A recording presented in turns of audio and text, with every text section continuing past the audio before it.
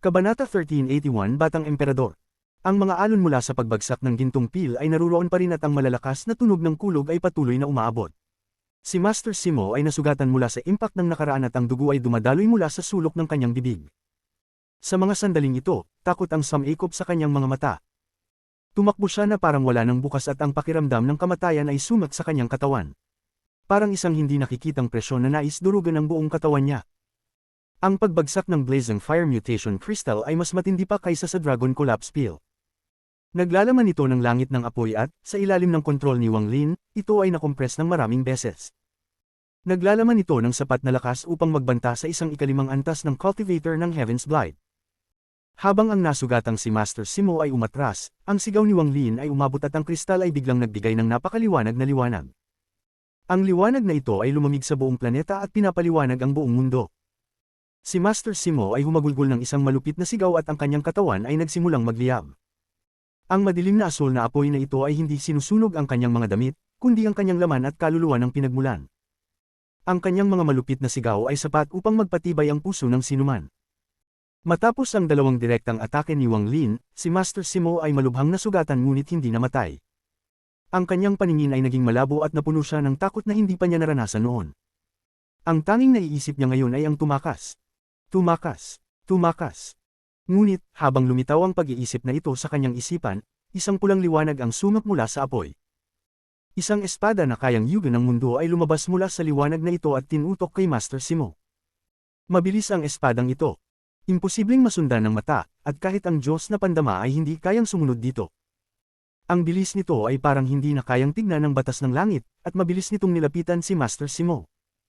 Ang malubhang nasugatang si Master Simo ay hindi makakaiwas habang ang dugo espada ay dumaan sa kanyang dibdib. Narinig ang tunog ng pagbabalat sa loob ng kanyang katawan, ngunit hindi siya namatay. Ang avatar ni Master Simo ay, sa huli, isang ikalimang antas ng Cultivator ng Heaven's Blight, kaya't hindi madaling patayin. Handa na si Wang Lin para dito. Dragon Collapse Peel, Blazing Fire Mutation Crystal, 40 milyong sinag ng enerhiya ng espada, at sa pinakamahalagang sandali, inilabas pa niya ang dugo espada. Sa loob ng maikling panahon, inilunsad ni Wang Lin ang lahat ng kanyang mga killing moves, ngunit sa huli, hindi pa rin siya nakapagpatay ng isang ikalimang antas ng Cultivator ng Heaven's Blight. Ngunit, upang sugatan siya ng ganito kalubha, si Wang Lin ay magiging tanyag sa loob at labas ng mga realms. Matapos lahat, natapos na niya ang isang essence. Kung tapusin niya ang pangalawa, pangatlo, pang-apat, at panglimang essence, kahit hindi pa niya nabuksan ang Void Gate, kaya niyang makipaglaban sa isang third step cultivator. Nakita na hindi pa namamatay si Master Simo, ang ekspresyon ni Wang Lin ay nagan matamlay. Itinaas niya ang kanang daliri sa langit at handa na sana siyang habulin gamit ang spell. Ngunit, sa sandaling ito, muling umabot ang boses mula sa kalawakan. Paanong ang aking Fallen Land ay magiging lugar na pwede kang pumasok at lumabas ng ayon sa iyong kagustuhan? Habang ang mga salitang ito ay umaabot, si Master Simo ay nakatakas na patungo sa abot ng kanyang tanaw at malapit na siyang maglaho sa mga alon na lumalaganap sa paligid niya. Sa mga sandaling ito, ang langit ay nagsimulang magbaluktot at isang hindi nakikitang hangin ay nagforma ng isang vortex. Bago pa maglaho si Master Simo, isang daliri ang lumabas mula sa vortex at walang awa na pinindot si Master Simo. Ang daliri na ito ay sobrang laki. Parang kasing laki ito ng langit. Ito ay nabuo mula sa hangin at malinaw, ngunit maaari pa rin itong makilala mula sa langit. Ang bilis nito ay hindi matukoy habang bumababa mula sa vortex. Parang balak nitong batasin ang lupa at gumuho ang langit. Si Master Simo ay sumigaw ng desperado nang damapo ito sa kanyang katawan. Hindi siya makaiwas o makakatakas. Parang isang hindi maipaliwanag na lakas ang lumitaw sa mundong ito at pinigilan ang lahat ng bagay. Maging ang teleportation ay napahinto. Nang lumapit ang daliri, nanginginig si Master Simo at umubo ng dugo. Malalaking bitik ang lumitaw sa kanyang laman at kumalat sa buong katawan niya. Sa huli, ang katawan niya ay nagkabasag ng napakaraming piraso at ang kaluluwa ng kanyang pinagmulan ay punit. Lumipad ang hangin at kumalat ang amoy ng dugo. Tumagal ito ng matagal. Hindi na muling narinig ang boses mula sa kalawakan. Ang daliri ay bumalik sa vortex at nawala ng walang bakas. Parang walang nangyaring anuman. Ang planeta ng cultivation ay tahimik na tahimik. Ang mga matandang miyembro ng Fire Sparrow Clan ay nakatitig pa rin ng walang kalaban-laban sa lahat ng nangyari. Sila'y natatakot pa rin at puno ng hindi paniniwala. Ang mukha ng batang Panginoon ng Armored Dragon Clan ay sobrang pangit at nagpakita ng kaunting pagkatakot at pagsisisi. Siya ay nagmadaling umatras at mabilis na tumayo sa tabi ng kanyang ama. Ama, ito'y masama. Ang taong ito ay mukhang paborito ng dakilang emperador. Tayo. Ang kanyang ama, ang patriarka ng Armored Dragon Clan, ay malungkot. Ininterrupt niya ang anak at malungkot na sinabi. Anong ikinababahala mo? Ang makakasugat at magpilit kay Master Simo na umatras sa kanyang ikalimang antas ng cultivator ng Heaven's Blight ay nagpapakita ng kanyang lakas. Hindi ko siya kayang talunin, ngunit ako'y isang elder ng Fallen Council at tapat sa dakilang emperador, samantalang siya'y isang banyaga lamang. Hindi niya natupad ang 5 hininga ng dakilang emperador, ngunit kahit na nagawa niya ito, kung pinukaw niya ako, papatayin siya ng dakilang emperador. Humph, hindi siya manggawas na magdulot ng abala sa akin. Kung ako siya, mag-iiwan na lang ako at hahanap ng lugar upang magpagaling. Si Wang Lin ay lumulutang sa hangin at huminga ng malalim. Bagaman ang laban nila ni Master Simo ay maikli, puno ito ng panganib at siya'y nasugatan. Ang nagpulala sa kanyang pagiging maingat ay ang saloobin ng dakilang emperador. Kahit nasugatan si Master Simo, ang kaya niyang patayin ng avatar gamit ang isang daliri ay nagpapakita ng kanyang lakas na mas mataas kaysa kay The Wistwater. Hindi ko lang alam kung paano siya kumpara kay Daw Master Blue Dream. Gayun din, malinaw na tumutulong siya sa akin, ang mga mata ni Wang Lin ay kumislap. Dapat na siyang umalis ngayon. Kailangan niyang maghanap ng lugar upang magpagaling. Ngunit, nang bumagsak ang kanyang tingin sa cultivation planet, nagiging malamig ang kanyang mata. Ang ika-9 na elder ng Fallen Council. Naglakas loob kang tulungan si Master Simo, kaya't ikaw ay aking kaaway. Ika-9 na elder. Gusto kong makita kung ano ang hangganan ng dakilang emperador. Bihirang mag-provocar si Wang Lin, ngunit kapag may nag-provocar sa kanya, bihira niyang pabayaan ito. Huminga siya ng malamig at kumilos tulad ng isang meteor patungo sa lokasyon ng Armored Dragon Clan. Napakabilis niyang kumilos na parang isang sinag ng liwanag na dumaan sa kalangitan at nagdulot ng malalakas na tunog ng kulog. Ang mga ekspresyon ng lahat ng mga cultivator na nanunood ay nagbago ng malaki. Matapos makita ang laban ni Wang Lin at ni Master Simo, walang sinuman ang naglakas loob na hamarang sa kanya. Ang mukha ng batang Panginoon ng Armored Dragon Clan ay naging mapotla at siya'y automatikong umatras ng ilang hakbang at sumigaw, Ama, siya! Siya!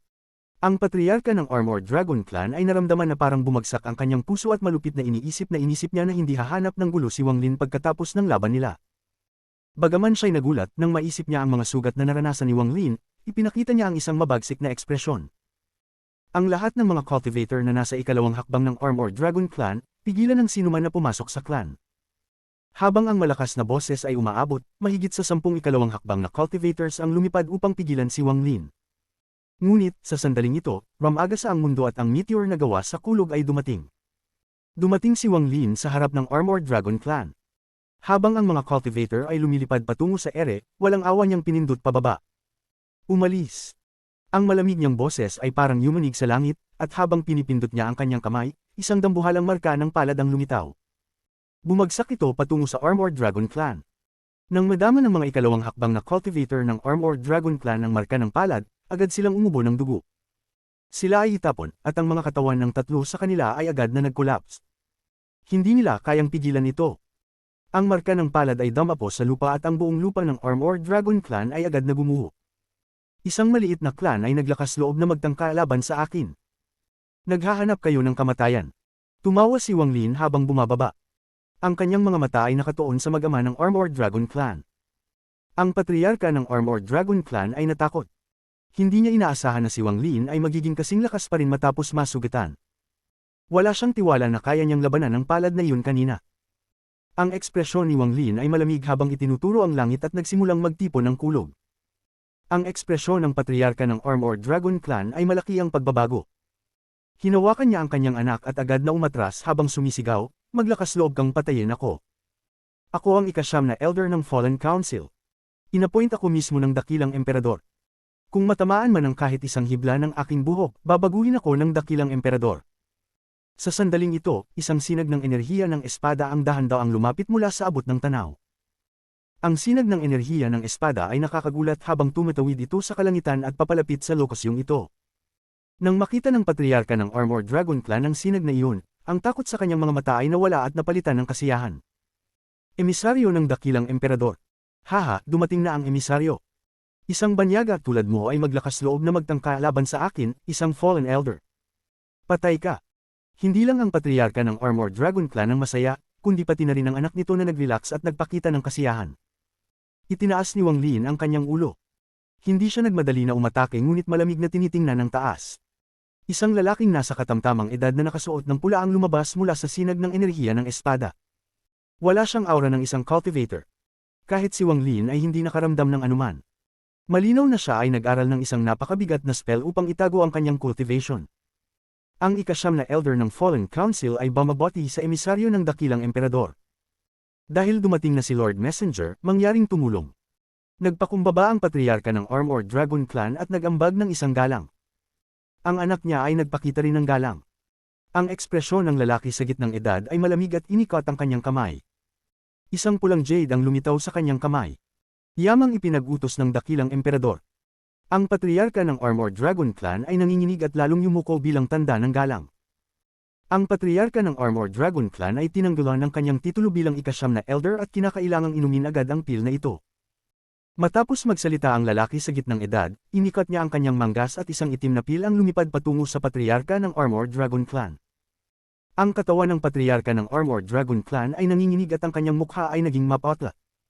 Siya ay naguluhan habang nakatitig sa itim na pil na nasa harap niya. Lasong. Poison Life Pill. Ito. Ang ekspresyon ng lalaki sa gitnang edad ay nanatiling neutral at dahan-dahan niyang sinabi, may mga tao na hindi mo kayang mag-provocar at pagplano laban, kaya't kailangan mong magbayad ng presyo. Pagkatapos niyang magsalita, agad niyang tinignan si Wang Lin. Ang kanyang ekspresyon ay hindi na malamig. Ngumiti siya at nagpakumbaba, ipinagpapakita ang kanyang mga kamay. Ang nasasakupan ay bumabati kay Young Emperor. Kabanata 1382 Matandang Kaibigan. Batang Emperador. Nang marinig ito ng patriarka ng Armored Dragon, para bang tinamaan siya ng isang martilyo sa dibdib. Ang kanyang mukha ay pumikit, at ang mga mata niya ay punong-puno ng shock at hinagpis habang tinitingnan si Wang Lin. Hindi siya nag-iisa. Ang batang master ng Armored Dragon Clan na nasa tabi niya ay napotla rin. Ang kanyang isipan ay nanginginig, at siya ay nabigla sa hindi pagkakaunawaan. Ang mga mata ni Wang Lin ay kumislap. Hindi nagbago ang kanyang ekspresyon at ang kanyang malamig na tingin ay dumaan sa mensahero. Batang Emperador. Nananatiling may ngiti ng paggalang sa mukha ng mensahero at mabilis na nagsalita, ipinasa na ng dakilang emperador ang utos sa Fallen Land. Ikaw na ngayon ang batang emperador na itinalaga ng dakilang emperador at ikaw ay nakatataas sa 13 Fallen Elders. Ang ekspresyon ni Wang Lin ay nanatiling walang pagbabago at hindi siya nagsalita. Sa sandaling ito, hawak ng patriarka ng Armored Dragon ang pil at tinitingnan nito ng may hinagpis. Matapos mag-isip ng matagal, sinabi niya sa mensahero, mensahe. Panginoon, maaari mo bang ipagkilab ang buhay ng aking anak? Nawala ang ngiti sa mukha ng mensahero. Nagbago ang kanyang ekspresyon at muling naging malamig. Dahan-dahan niyang sinabi, nandito lamang ako upang ipasa ang pil at ang mensahe ng dakilang emperador. Ang kapalaran ng iba ay wala akong pakialam. Ang mga mata ng patriarka ng Armored Dragon ay puno ng pag-asa habang tinitingnan ng anak na nananatiling naguguluhan. Tumingin siya kay Wang Lin ng may paggalang at hinagpis habang bamulong, Batang Emperador, kasalanan ko ang paglabag sa iyo, kaya't pakiusap, ipagkilab mo ang buhay ng aking anak. Ako ang may pananagutan. Batang Emperador, maawa ka.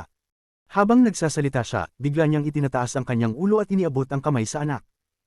Nagulat ang batang master at agad na sumigaw ng malupit. Hinawakan siya ng kanyang ama at ipinasok ang pinagmulan ng enerhiya.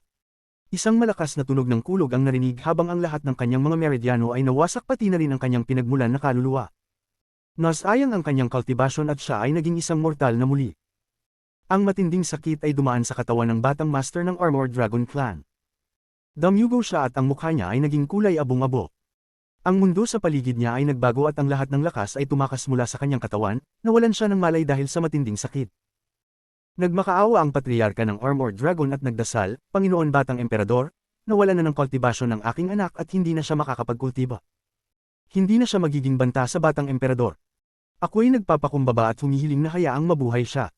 Tahimik na nag-isip si Wang Lin at pagkatapos ay tumango. Ang mukha ng patriarka ng Armored Dragon ay nagpakita ng pasasalamat at inilipat ang kanyang anak na walang malay ng maayos. Huminga siya ng malalim at nilunok ang pil ng walang pag-aalinlangan. Agad na natunaw ang pil sa kanyang bibig at naging itim na apoy na dumaan sa kanyang katawan. Ang apoy na ito ay nagbigay ng isang demonyong pakiramdam at nagsimulang mag-apoy sa kanyang katawan, pati na ang kanyang pinagmulan na kaluluwa ay nasunog. Mula sa labas, ang katawan ng patriarka ng Armored Dragon ay naging pula bago ang itim na apoy ay lumabas mula sa mga butas ng kanyang katawan.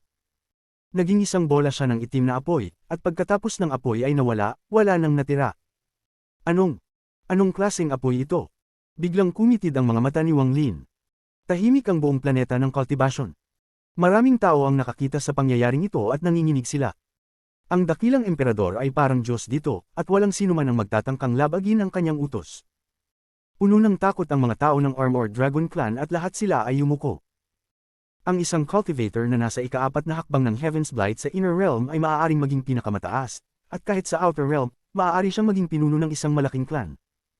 Ngunit sa Fallen Land, walang pag-aalinlangan na lulunok ng isang laso na pil at mamamatay. Ipinapakita lang nito kung gaano kalakas ang dakilang emperador.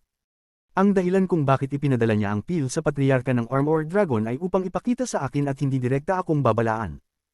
Ang pagkamatay ng patriarka ng Armored Dragon ay nangangahulugang tapos na ang bagay na ito. Ang lalaking nasa kalagitnaan ng edad ay ngumiti at ipinagtagpo ang kanyang mga kamay kay Wang Lin. Hindi maaaring walang pinuno ang Armored Dragon Clan. Nais kong humiling sa batang emperador na magtalaga ng bagong pinuno. Ang mga mata ni Wang Lin ay kumislap, ngunit hindi nagbago ang kanyang ekspresyon. Ang kanyang kanang kamay ay itinuro ng random sa isang kabataang nasa Nirvana Scryer na yugto sa malayo at sinabi, ang taong ito na lang. Ang kabataan ay nanginginig pa rin dahil sa pagkamatay ng patriarka at mga salita ng mensahe. Naguluhan siya nang ituro siya ni Wang Lin, ngunit pagkatapos ay para siyang isang tao na mula sa impyerno ay dumaan patungo sa langit. Napakabigat ng pagbabago, kaya hindi siya nakapag-react. Wala siyang pinakamataas na cultivation sa Armored Dragon Clan. Kung walang aksidente sa kanyang buhay, hindi siya magiging patriarka at sa pinakamataas ay magiging isang elder lamang. Ngunit ngayon, pagkatapos ituro siya ni Wang Lin, isang malakas na alon ang dumaan sa loob ng kabataan. Ang kanyang katawan ay nanginginig at ang mga mata niya ay punong-puno ng kasiyahan. Tumaas siya, lumakad ng isang hakbang pasulong, at magalang na ipinagtagpo ang kanyang mga kamay. Maraming salamat, Batang Emperador. Mula ngayon, ang Armored Dragon Clan ay susunod sa lahat ng mga utos ng Batang Emperador, kahit na ang pagwasak ng clan. Ako'y ipinagpag ni Wang Lin ang kanyang kamay at pinutol ang mga salita ng kabataan. Dahan-dahan niyang sinabi, dalhin ang lahat ng inyong Dragon Collapse Spells, Blazing Fire Mutation Crystals, at mga puppets. Nais ko silang lahat. Mabilis na tumango ang kabataan. Kalimutan mo na ang paghingi ng mga yaman na ito, kahit na nais ni Wang Lin ang pinagmula ng kaluluwa ng mga miyembro ng Armored Dragon Clan, hindi siya magdadalawang isip na kunin ito. Ang maging patriarka ng Armored Dragon Clan ay isang napakalaking swerte para sa kabataang ito. Ngayon, nakalimutan na niya ang pagkamatay ng nakaraang patriarka. Siya ay lubos na nasasabik at may intensyon na magpagpag sa harap ni Wang Lin. Ang lalaking nasa kalagitnaan ng edad ay ipinagtagpo ang kanyang mga kamay kay Wang Lin at ngumiti. Batang Emperador, kailangan kong bumalik at magulat sa dakilang emperador. Pagkatapos nito, inihagis niya ang kanyang kamay, kumuha ng isang jade, at magalang na iniabot ito kay Wang Lin. Panginoon Batang Emperador, ibinibigay ng dakilang emperador ang jade na ito sa iyo. Ito ay kumakatawan sa iyong pagkakakilanlan. Katulad ito ng pagbaba ng dakilang emperador mismo. Walang sino man ang magtatangkang magtangkilik sa iyo sa Fallen Land. Sinabi rin ng dakilang emperador na kailangan mong dumating sa pagpili ng Fallen Elder sa loob ng 3 buwan. Matapos ibigay ang token, ipinagtagpo ng mensahe ang kanyang mga kamay at nawala sa malayo. Hinawakan ni Wang Lin ang Jade Token at maingat itong tiningnan. Ang Jade Token ay gawa sa mga karaniwang materyales at may nakasulat na, Emperador, sa ibabaw. Ang salitang ito ay natapos sa isang stroke at nagbigay ng isang sinaunang aura, ngunit malinaw na may kakaibang lakas na nagmumula sa salitang yun. Sa labas ng Fallen Land, sa Ancient Star System. Nang mamatay ang avatar ni Master Simo, sa loob ng spatial crack na kinaroroonan ni Master Simo, binuksan ang kanyang orihinal na katawan ang mga mata. Nang mabuksan ang kanyang mga mata, kumislap ng maliwanag na ilaw tulad ng isang kidlat na dumaan sa kawalan. Ang tunog ng kulog ay kumaluskos, para bang ang buong kawalan ay babagsak. May isang malupit na aura na sumabog mula sa kanyang katawan. Nabuo ito bilang isang bagyong mabilis na kumalat. Ang mga damit ni Master Simo ay sumayaw at ang kanyang mahabang buhok ay hamampas. Ang kanyang mga mata ay malungkot, at ang liwanag mula sa kanyang mga mata ay dahan-daang nawala. Ang natira ay malamig na damdamin at hanggaring pumatay. Ang kamatayan ng kanyang avatar ay hindi gaanong nakaapekto sa kanyang pagsasanay. Pinino niya ang avatar na yun upang matulungan siyang makalagpas kapag ang kanyang pagsasanay ay naging stagnant. Gayunpaman, ang kamatayan ng avatar ay winasak ang plano na matagal na niyang pinaghirapan. Bilang resulta, parang winasak nito ang hindi mabilang na taon ng kanyang pagsusumikap. Dakilang emperador ng Fallen Land. Kinagat ni Master Simo ang kanyang mga ngipin, ang kanyang ekspresyon ay mabagsik. Mayroon din yung batang Thunder Cultivator. Bukod sa Thunder Essence, mayroon din siyang konting Fire Essence. Paano kaya niya nalaman ang pangalan ko mula sa nakaraan? Baka galing siya sa inner realm. Ang mga mata ni Master Simo ay kumislap habang itinaas ang kanang kamay at binuksan ito. Ang kalawakan ay rumugos ng malakas at isang agwat ang pumutok. Tumayo si Master Simo at naglakad pasulong habang pinipiga ang kanyang kanang kamay pababa. Sumigaw siya, 7 kulay na Diyos ng Void Nails, magpakita. Ang 7 kulay na liwanag ay lumabas mula sa agwat. Ang liwanag ay matindi, at sa sandaling lumitaw ito, tinanglawan ng buong lugar, na nagdulot sa buong kalawakan na mapalibutan ng 7 kulay na liwanag. Ang 7 kulay na mga kuko ay lumipad mula sa agwat at pumaligid kay Master Simo. Sandali lang, umabot ng kabuoang 29 na 7 kulay na mga kuko ang lumutang sa paligid niya na parang isang singsing. Sa sandaling ito, ang liwanag ng 7 kulay ay napakaliwanag na hindi na makita ang kanyang anyo, kundi ang liwanag ng 7 kulay lamang.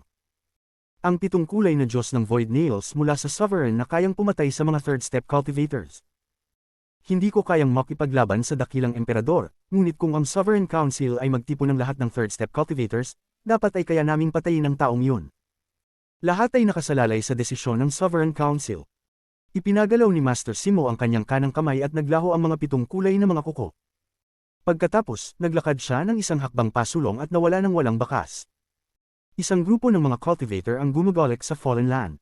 Halos 1,000 na cultivator na may iba't ibang antas ng pagsasanay. Sa gitna, may mga 10 second step cultivators na nakapalibot sa isang tao. Ang taong ito ay nakasuot ng marangyang kasuotan at isang matandang lalaki. Ang kanyang itsura ay ordinaryo, ngunit ang kanyang ekspresyon ay labis na malungkot. Lord Greed, hindi malayo ang planeta ng Dark Scorpion Clan. Nalaman namin na ang 10,000 Year Scorpion Corpse na hinahanap ninyo ay malamang naruroon. Ang matandang lalaki sa gitna ay mayabang na tumanggo. Ipinagmalaki niyang sinabi, magandang balita. Kung totoo ito, makikinabang kayong lahat.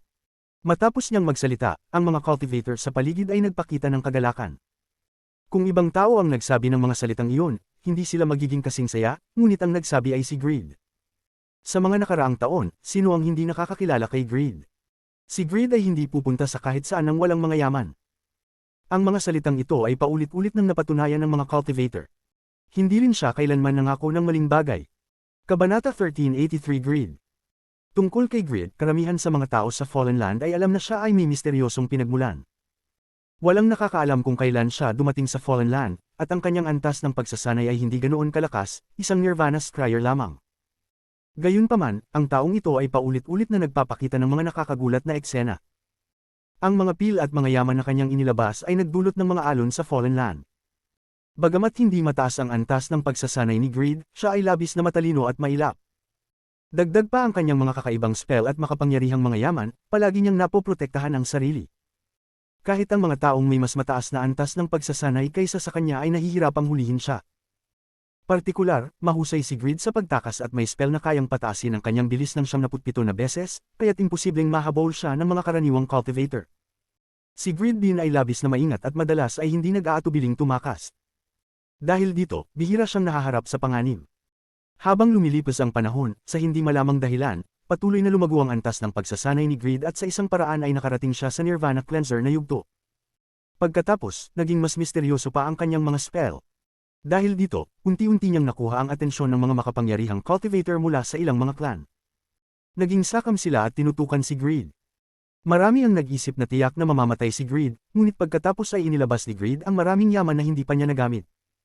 Bawat yaman ay may kapangyarihan na kayang magyugyug ng buong kalangitan. Ang 3 Nirvana Shatterer Cultivator na humahabol kay Greed ay nasaktan dahil sa kanilang pagkaabala sa kanya. Isa sa kanila ay napatay pa. Ang natirang 2 ay tumakas na may malubhang mga sugat. Nagdulot ng malaking alon ang pangyayaring ito sa Fallen Land, hindi ito kapanipaniwala. Isang Nirvana Cleanser na Cultivator ang hindi namatay sa panghuhuli ng 3 Nirvana Shatterer na Cultivator at nakapatay pa ng isa sa kanila. Ang pangalan ni Greed ay kumalat sa Fallen Land tulad ng isang bagyo, ngunit, katulad nito, ang clan ng patay na Nirvana Shatterer Cultivator ay nagalit. Bagamat wala silang Fallen Elder, malakas pa rin ang kanilang clan. Upang patayin si Greed, nagpadala ang kanilang clan ng isang unang Heaven's Blight Cultivator. Ang isang unang Heaven's Blight Cultivator na pumapatay ng isang Nirvana Cleanser Cultivator ay parang tigre na dumadaan sa isang langgam. Ang pangyayaring ito ay nagdulot ng kaguluhan, at habang lahat ay tiyak na patay na si Greed, isang milagro na naman ang nangyari. Inilabas ni Greed ang isang yaman. Maraming mga bulong-bulungan ang kumalat tungkol sa yaman na ito.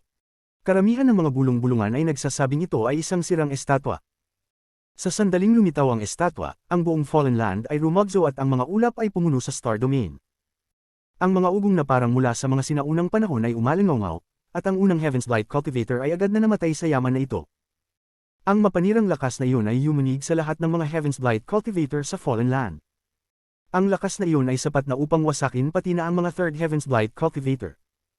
Pati ang mga Fourth Heaven's Blight Cultivator ay kailangang magsakripisyo upang manatiling ligtas. Ngunit, wala ni isa ang nakakaalam kung mayroong mas malakas pang mga yaman si Greed maliban dito. Sa katunayan, si Greed ay may walang katapusang yaman. Ang yaman na ito ay lampas na sa imahinasyon ng lahat. Ngunit maaari bang may isang yaman na kayang pumatay agad ng Nirvana Shatterer at Heaven's Blight Cultivators? Matapos ang labanan, naging sikat si Greed. Ayon sa mga bulong-bulungan, naging interesado ang dakilang emperador at hinanap si Greed. Inabuso ni Greed ang pagkakataon at ibinigay ang isang yaman, at binigyan siya ng dakilang emperador ng isang pil upang mapataas ang kanyang pagsasanay. Ilang taon pagkatapos noon, nang muling magpakita si Greed sa harap ng lahat, siya ay nasa kalagitnaan ng Nirvana Shatterer. Ang kanyang muling pagpapakita ay nakakuha ng pansin ng maraming cultivator sa Fourth Heaven's Blight. Sa lihim, may isang Fourth Heaven's Blight cultivator na nais kunin ang yaman ni Greed at inatake siya sa lihim. Ngunit sa huli, siya ay malubhang nasaktan at napilitang umatras. Sa wakas, wala nang naglakas loob na magplano laban sa kanya. Ang mga bulong-bulungan na may maraming yaman si Greed ay kumalat. Bukod sa mga spell at yaman, si Greed ay mayroon ding isang kakayahan. Kung saan man siya magpunta, laging may isang langit na yaman. Kahit pa ito ay isang abandonadong planeta, makakakita pa rin siya ng isang yaman na kayang magyugyug ng kalangitan. Dahil dito, kumalat ang kasabihang, si Greed ay hindi pupunta kahit saan nang walang mga yaman. Bukod sa mga spell at yaman ni Greed, mayroon din siyang isang kakaibang ugali. Kapag may gumawa ng kakaibang reaksyon sa paligid niya, tiyak na tatanggapin nila ang kanyang paghihiganti. Ito ay dahil sa spell na nasa katawan niya. Ang Greed na ito ay nagpasimula ng isang hindi kilalang spell, at saan man siya magpunta, isang masamsam na amoy ang nananatili sa paligid niya. Sa mga sandaling ito, ang 10 cultivator sa paligid ni Greed ay nakaramdam ng halos hindi matiis na amoy. Ngunit hindi nila ito ipinakita at nanatiling magalang. Mabilis silang kumilos at di nagtagal ay nakita nila ang planeta kung saan naruroon ang Dark Scorpion Clan. Ang mga mata ni Greed ay kumislap habang tinititigan niya ang planetang pangpagsasanay sa malayo. May kasiyahan sa kanyang mga mata. Noong mga panahong iyon, muntik na siyang mamatay para makarating sa Outer Realm at ginamit ang kanyang sariling lakas upang makamit ang mga tagumpay na mayroon siya ngayon. Mas malakas siya ngayon ng ilang beses kaysa dati, at nakakuha pa siya ng mga bagong yaman. Marami pang mga yaman na muntik na niyang ipagpalit ang kanyang buhay para makuha, at labis na makapangyarihan ang mga ito. Ngayon, hindi na siya ang parehong tao na siya noon. Kung siya ay babalik sa Inner Realm, ang kanyang estado ay magiging napakataas.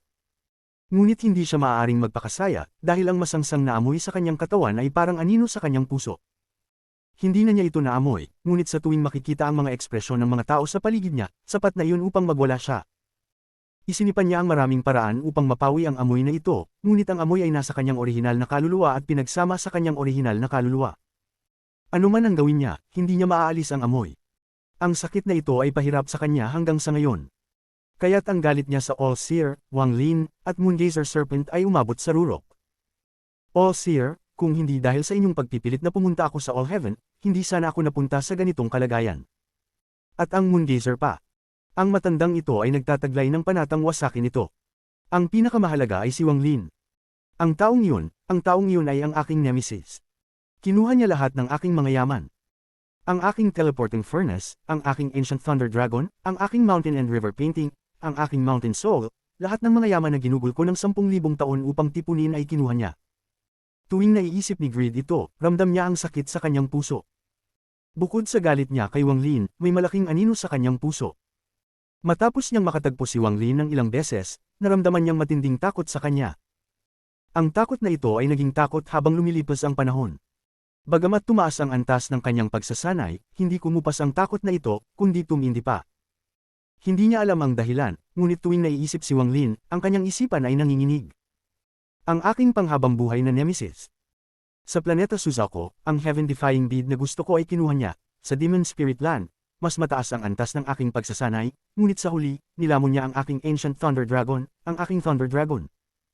Kasama ko ito mula sa pagkabata, at kung mayroon pa ako nito, maaari ko itong pagsamahin upang maging Thunder Cultivator. Pagkatapos pinilit ako ng All-Seer at sila upang pumunta sa All Heaven upang hanapin si Wang Lin. Matapos magdusa sa mga kamay ng Moongazer Serpent, nakatagpo ako kay Wang Lin. Kinuha niya ang aking furnace, ang aking mountain and river painting, lahat ng aking bagay. Pagkatapos, nang malapit na akong makatakas mula sa Moongazer Serpent, hinaranggan niya ako at muntik na akong mamatay sa malubhang sugat. Ngunit, sa kabutihang palad, hindi bulag ang langit at sa wakas ay nakatakas ako. Nakapunta ako sa isang planeta ng pagsasanay. Inalala ni Greed ang kanyang nakaraan, at ang kanyang mga karanasan kay Wang Lin ay lalo pang masakit. Hinahanap niya ang mga yaman buong buhay niya, ngunit nang makaharap si Wang Lin, nawala ang lahat ng kanyang yaman at muntik na siyang mamatay. Isa itong bangungot na hindi niya malilimutan. Ngayon, mayroon pa akong mga yaman at ang aking antas ng pagsasanay ay mas mataas. Mas malakas ang mga yaman ko kaysa dati. Hindi ako naniniwala na maaari mong sirain ang Inner Realm at dumating dito sa Fallen Land upang magnakaw ng mga yaman ko. Kung mangyayari iyon, ikaw, Wang Lin, ay talagang magiging panghabambuhay kong nemesis. Nagtawanan si Greed. Hindi niya iniisip na magiging totoo ang mga ito. Sa kanyang pananaw, ganap na imposibleng mangyari. May yaman ang Cloud Escape Clan na kayang alisin ang spell sa katawan ko. Ngunit, hindi ko ito madadala, mananatili lang ako sa clan hanggang sa sapat ko itong pag-aralan. Pagkatapos, maaari akong pumunta kahit saan. Malaki ang mundo, kaya't tiyak na hindi ko siya muling makikita. Ngayon na nauunawaan ko na ang 80% ng yaman na iyon at kailangan ko lang ang alamat na Ancient Scorpion Corps mula sa Dark Scorpion Clan, may 70% akong tiwala na matatanggal ko na ang spell na ito. Habang iniisip ito ni Greed, naramdaman niyang malungkot sa mga nangyari sa kanya hanggang ngayon. Ang mga yaman ko mula sa nakaraan, siya talaga ang aking nemesis. Mabuti na lang at ang matandang ito ay nasa Outer Realm, ngayon walang paraan na makikita ko siya. Kung hindi, natatakot akong muli niyang kunin lahat ng aking mga yaman. Ang takot ni Greed kay Wang Lin ay nagsimula mula sa mga bangungot na naranasan niya. Kahit na tumaas ang kanyang antas ng pagsasanay, hindi niya pa rin matanggal ang takot na iyon kay Wang Lin. Parang isang ibon na muntik nang mamatay sa isang pana ngunit nakaligtas at naging mas malakas, at naging pinuno sa mga ibon, ang sugat na iyon mula sa nakaraan ay mananatili sa kanyang isipan. Magpapagalaw siya kapag maririnig ang tunog ng pana. Ito ay isang bitik sa kanyang Dao Heart. Maliban kung mamatay si Wang Lin sa kanyang mga kamay upang sirain ang bangungot na iyon, magiging isang takot na ibon si Greed magpakailanman. Kabanata 1384 Takot na Ibon, 1. Mabilis na lumipad si Wang Lin sa kalawakan. Iniwan niya ang Armored Dragon Clan matapos kunin ang marami sa mga yaman na kanilang naipon. Mayroong maraming Dragon Collapse Pills at Blazing Fire Mutation Crystal sa kanyang inventaryo. Marami ring mga puppet. Ang pinakamataas na antas ng cultivation ay nasa unang hakbang ng Heaven's Blight. Lahat ng ito ay mga ipon ng Armored Dragon Clan, at ito ay ibinigay kay Wang Lin ng bagong Patriarch. Habang lumilipad, nagmuni-muni si Wang Lin. Habang nakikipaglaban siya kay Master Simo, biglang lumitaw ang misteryosong Great Emperor at sa huli, ibinigay pa siya ng titulong Young Emperor. May kaugnayan kaya ang Great Emperor na iyon sa Four Divine Sect? Kung mayroon, sino siya? Kung wala, bakit niya ako tinatrato ng ganito? At saka, lahat ng ginawa niya ay ipadala lamang ang Jade at hindi nagpahayag ng hangarin na makipagkita sa akin? Ano ang ibig sabihin nito? Nangungusap si Wang Lin habang mas pinabilis pa ang kanyang paglipad. Noong una, sinabi lamang niyang 5 hininga, na ayon sa aking inaasahan. Sa wakas, malamang na ang laban natin ay makakapukaw ng kanyang pansin, at si Master Simo ay sumunod sa akin dito. Ayon sa batas ng Fallen Land, kinakailangan siyang parusahan at palayasin. Gayunpaman, pinatay ng Great Emperor ang avatar ni Master Simo. Okay lang sana kung pinalayas lang siya, pero ang pagpatay ay nagpapakita ng isang tiyak na saloobin. Sa huli, si Master Simo ay isang third step na cultivator. Ang Great Emperor ay pumatay sa kanyang avatar bilang mensahe sa Sovereign Council. Malinaw na binago ng Great Emperor ang kanyang plano. Ang orihinal na plano niya ay panuurin lamang mula sa gilid, pero sa huli, siya mismo ay nakialam. Ano ang nag-udyok sa kanya upang baguhin ang kanyang isip? Nagpatuloy sa pagmumuni si Wang Lin bago siya biglang tumigil. Naisip niya ang isang posibilidad. May 5 esensya ako sa katawan, at ang Great Emperor ay may malaking cultivation, kaya baka nakita niya ito, o baka nakita niya ang Fire Essence sa Fire Crystal. Kung ang Great Emperor ay talagang may kaugnayan sa Four Divine Sect, malamang ay madali niyang matutukoy na mayroon akong Vermilion Bird. Baka ang dalawang posibilidad na ito ang tunay na dahilan kung bakit siya nagbago ng isip. Pero lahat ng ito ay mga haka-haka ko lamang. Hindi ko alam kung alin dito ang totoo. Pati na rin, pinarusahan niya ang Armored Dragon Patriarch sa pamamagitan ng pagpapadala ng kanyang mensahero bilang pagpapakita ng kanyang lakas sa akin. Sa huli, sinabi niya sa akin na pumunta sa Fallen Elder Selection sa 3 buwan, ang bagay na ito ay kakaiba. Pumunta na lang ako sa 3 buwan at tignan kung ano ang layunin ng Great Emperor. Nagniningning ang mata ni Wang Lin at nag-concentrate siya. Gumamit siya ng spatial bending upang magtungo patungo sa Dark Scorpion Clan. Ang grupo ni Grid ay mabilis na gumalaw at mabilis na lumapit sa Dark Scorpion Clan. Ang 1,000 cultivator ay lumilipad sa kalawakan, na gumagawa ng maraming alon habang sila ay papalapit sa planeta ng Dark Scorpion Clan. Sandali lang, ang 1,000 sinag ng liwanag ay dumaan sa atmosfera ng planeta at dumiretso pababa. Si Grid ay napapalibutan ng mga tao, at mukhang mayabang siya habang bumababa. Ang kalangitan sa itaas ng Dark Scorpion Clan ay nagbago ng kulay at ang mga ulap ay pumutok. Ang kalangitan ay parang napunit habang ang mga sinag ng liwanag ay dumaan. Ang ekspresyon ng lahat ng cultivator sa planeta ay nagbago ng malaki. Tinitigan nila ang kalangitan na may takot sa kanilang mga mata. Ang malalakas na tunog ng kulog ay nanggaling mula sa kalangitan, at ang lupa ay nanginginig. Para bang hindi kayang tiisin ng planeta ang presyon ng lahat ng cultivator na umaabot mula sa kalangitan. Ang bagong lokasyon ng Dark Scorpion Clan ay nasa paligid ng kuweba na dating pinagtutuluyan ni Wang Lin. Sa ngayon, si Zong Big Red ay naglalakad-lakad na may mga kamay sa likod at isang seryosong ekspresyon habang minumura ang ilang miyembro ng Dark Scorpion Clan. Ang matandang lalaking si Zhang ay sumusunod sa likod ni Zong Big Red at mukhang magalang, ngunit may halong kasiyahan sa kanyang mga mata. Lalo na nang makita niya ang mga cultivator ng Dark Scorpion Clan na may mas mataas na kultibasyon na nanginginig sa galit ni Zong Big Red. Hindi ko kayo minumura, pero tingnan niyo ang ginawa niyo nitong mga nakaraang araw. Ilang araw na, pero wala pa kayong nahahanap. Kapag bumalik na ang Master, kayong lahat ang magdadala ng responsibilidad. Hinaplos ni Zong Big Red ang kanyang manggas at nagbuga ng malamig na hininga.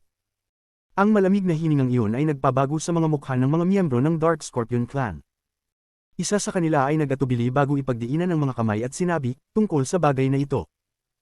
Bago pa siya makapagsalita ng buo, nagbago ang kanyang ekspresyon at tinignan ng kalangitan. Sa mga sandaling iyon, ang bawat miyembro ng Dark Scorpion Clan ay nagtaas ng kanilang mga mata sa kalangitan ng may gulat.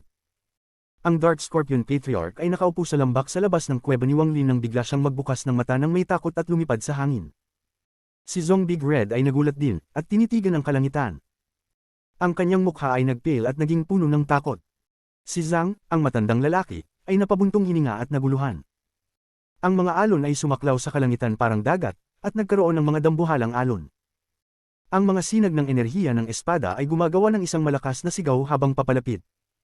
Ang tunog na iyon ay mahina sa simula, ngunit kalaunan ay naging malakas na parang kulog. Isang malakas na tinig ang dumating mula sa 1,000 sinag ng enerhiya ng espada at umalingaw sa buong planeta. Ang Cloud Escape Clan ay nais maghanap ng isang bagay at nanghihiram ng planeta ng 3 buwan. Dark Scorpion Clan, lisanin agad. Ang ekspresyon ng Dark Scorpion Patriarch ay nagbago ng malaki at agad niyang sinabi, Cloud Escape Clan, ano ang plano ninyo? Bagaman ang Dark Scorpion Clan ko ay maliit, isa pa rin itong miyembro ng Fallen Council. Kayo.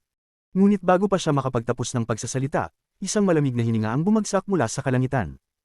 Maingay. Ang mga salitang ito ay malamig at agad na pinatahimik ang lahat ng iba pang tunog. Kasabay ng mga ito, isang tao ang lumabas mula sa grupo ng 1,000 cultivators. Nang lumitaw ang taong ito, agad na nag-activate ang kanyang cultivation at isang mabahong amoy ang nagmula sa kanyang katawan. Ang amoy na ito ay labis na malakas, at habang kumakalat ito, mabilis na umatras ang Dark Scorpion Patriarch at exclaiming, Greed.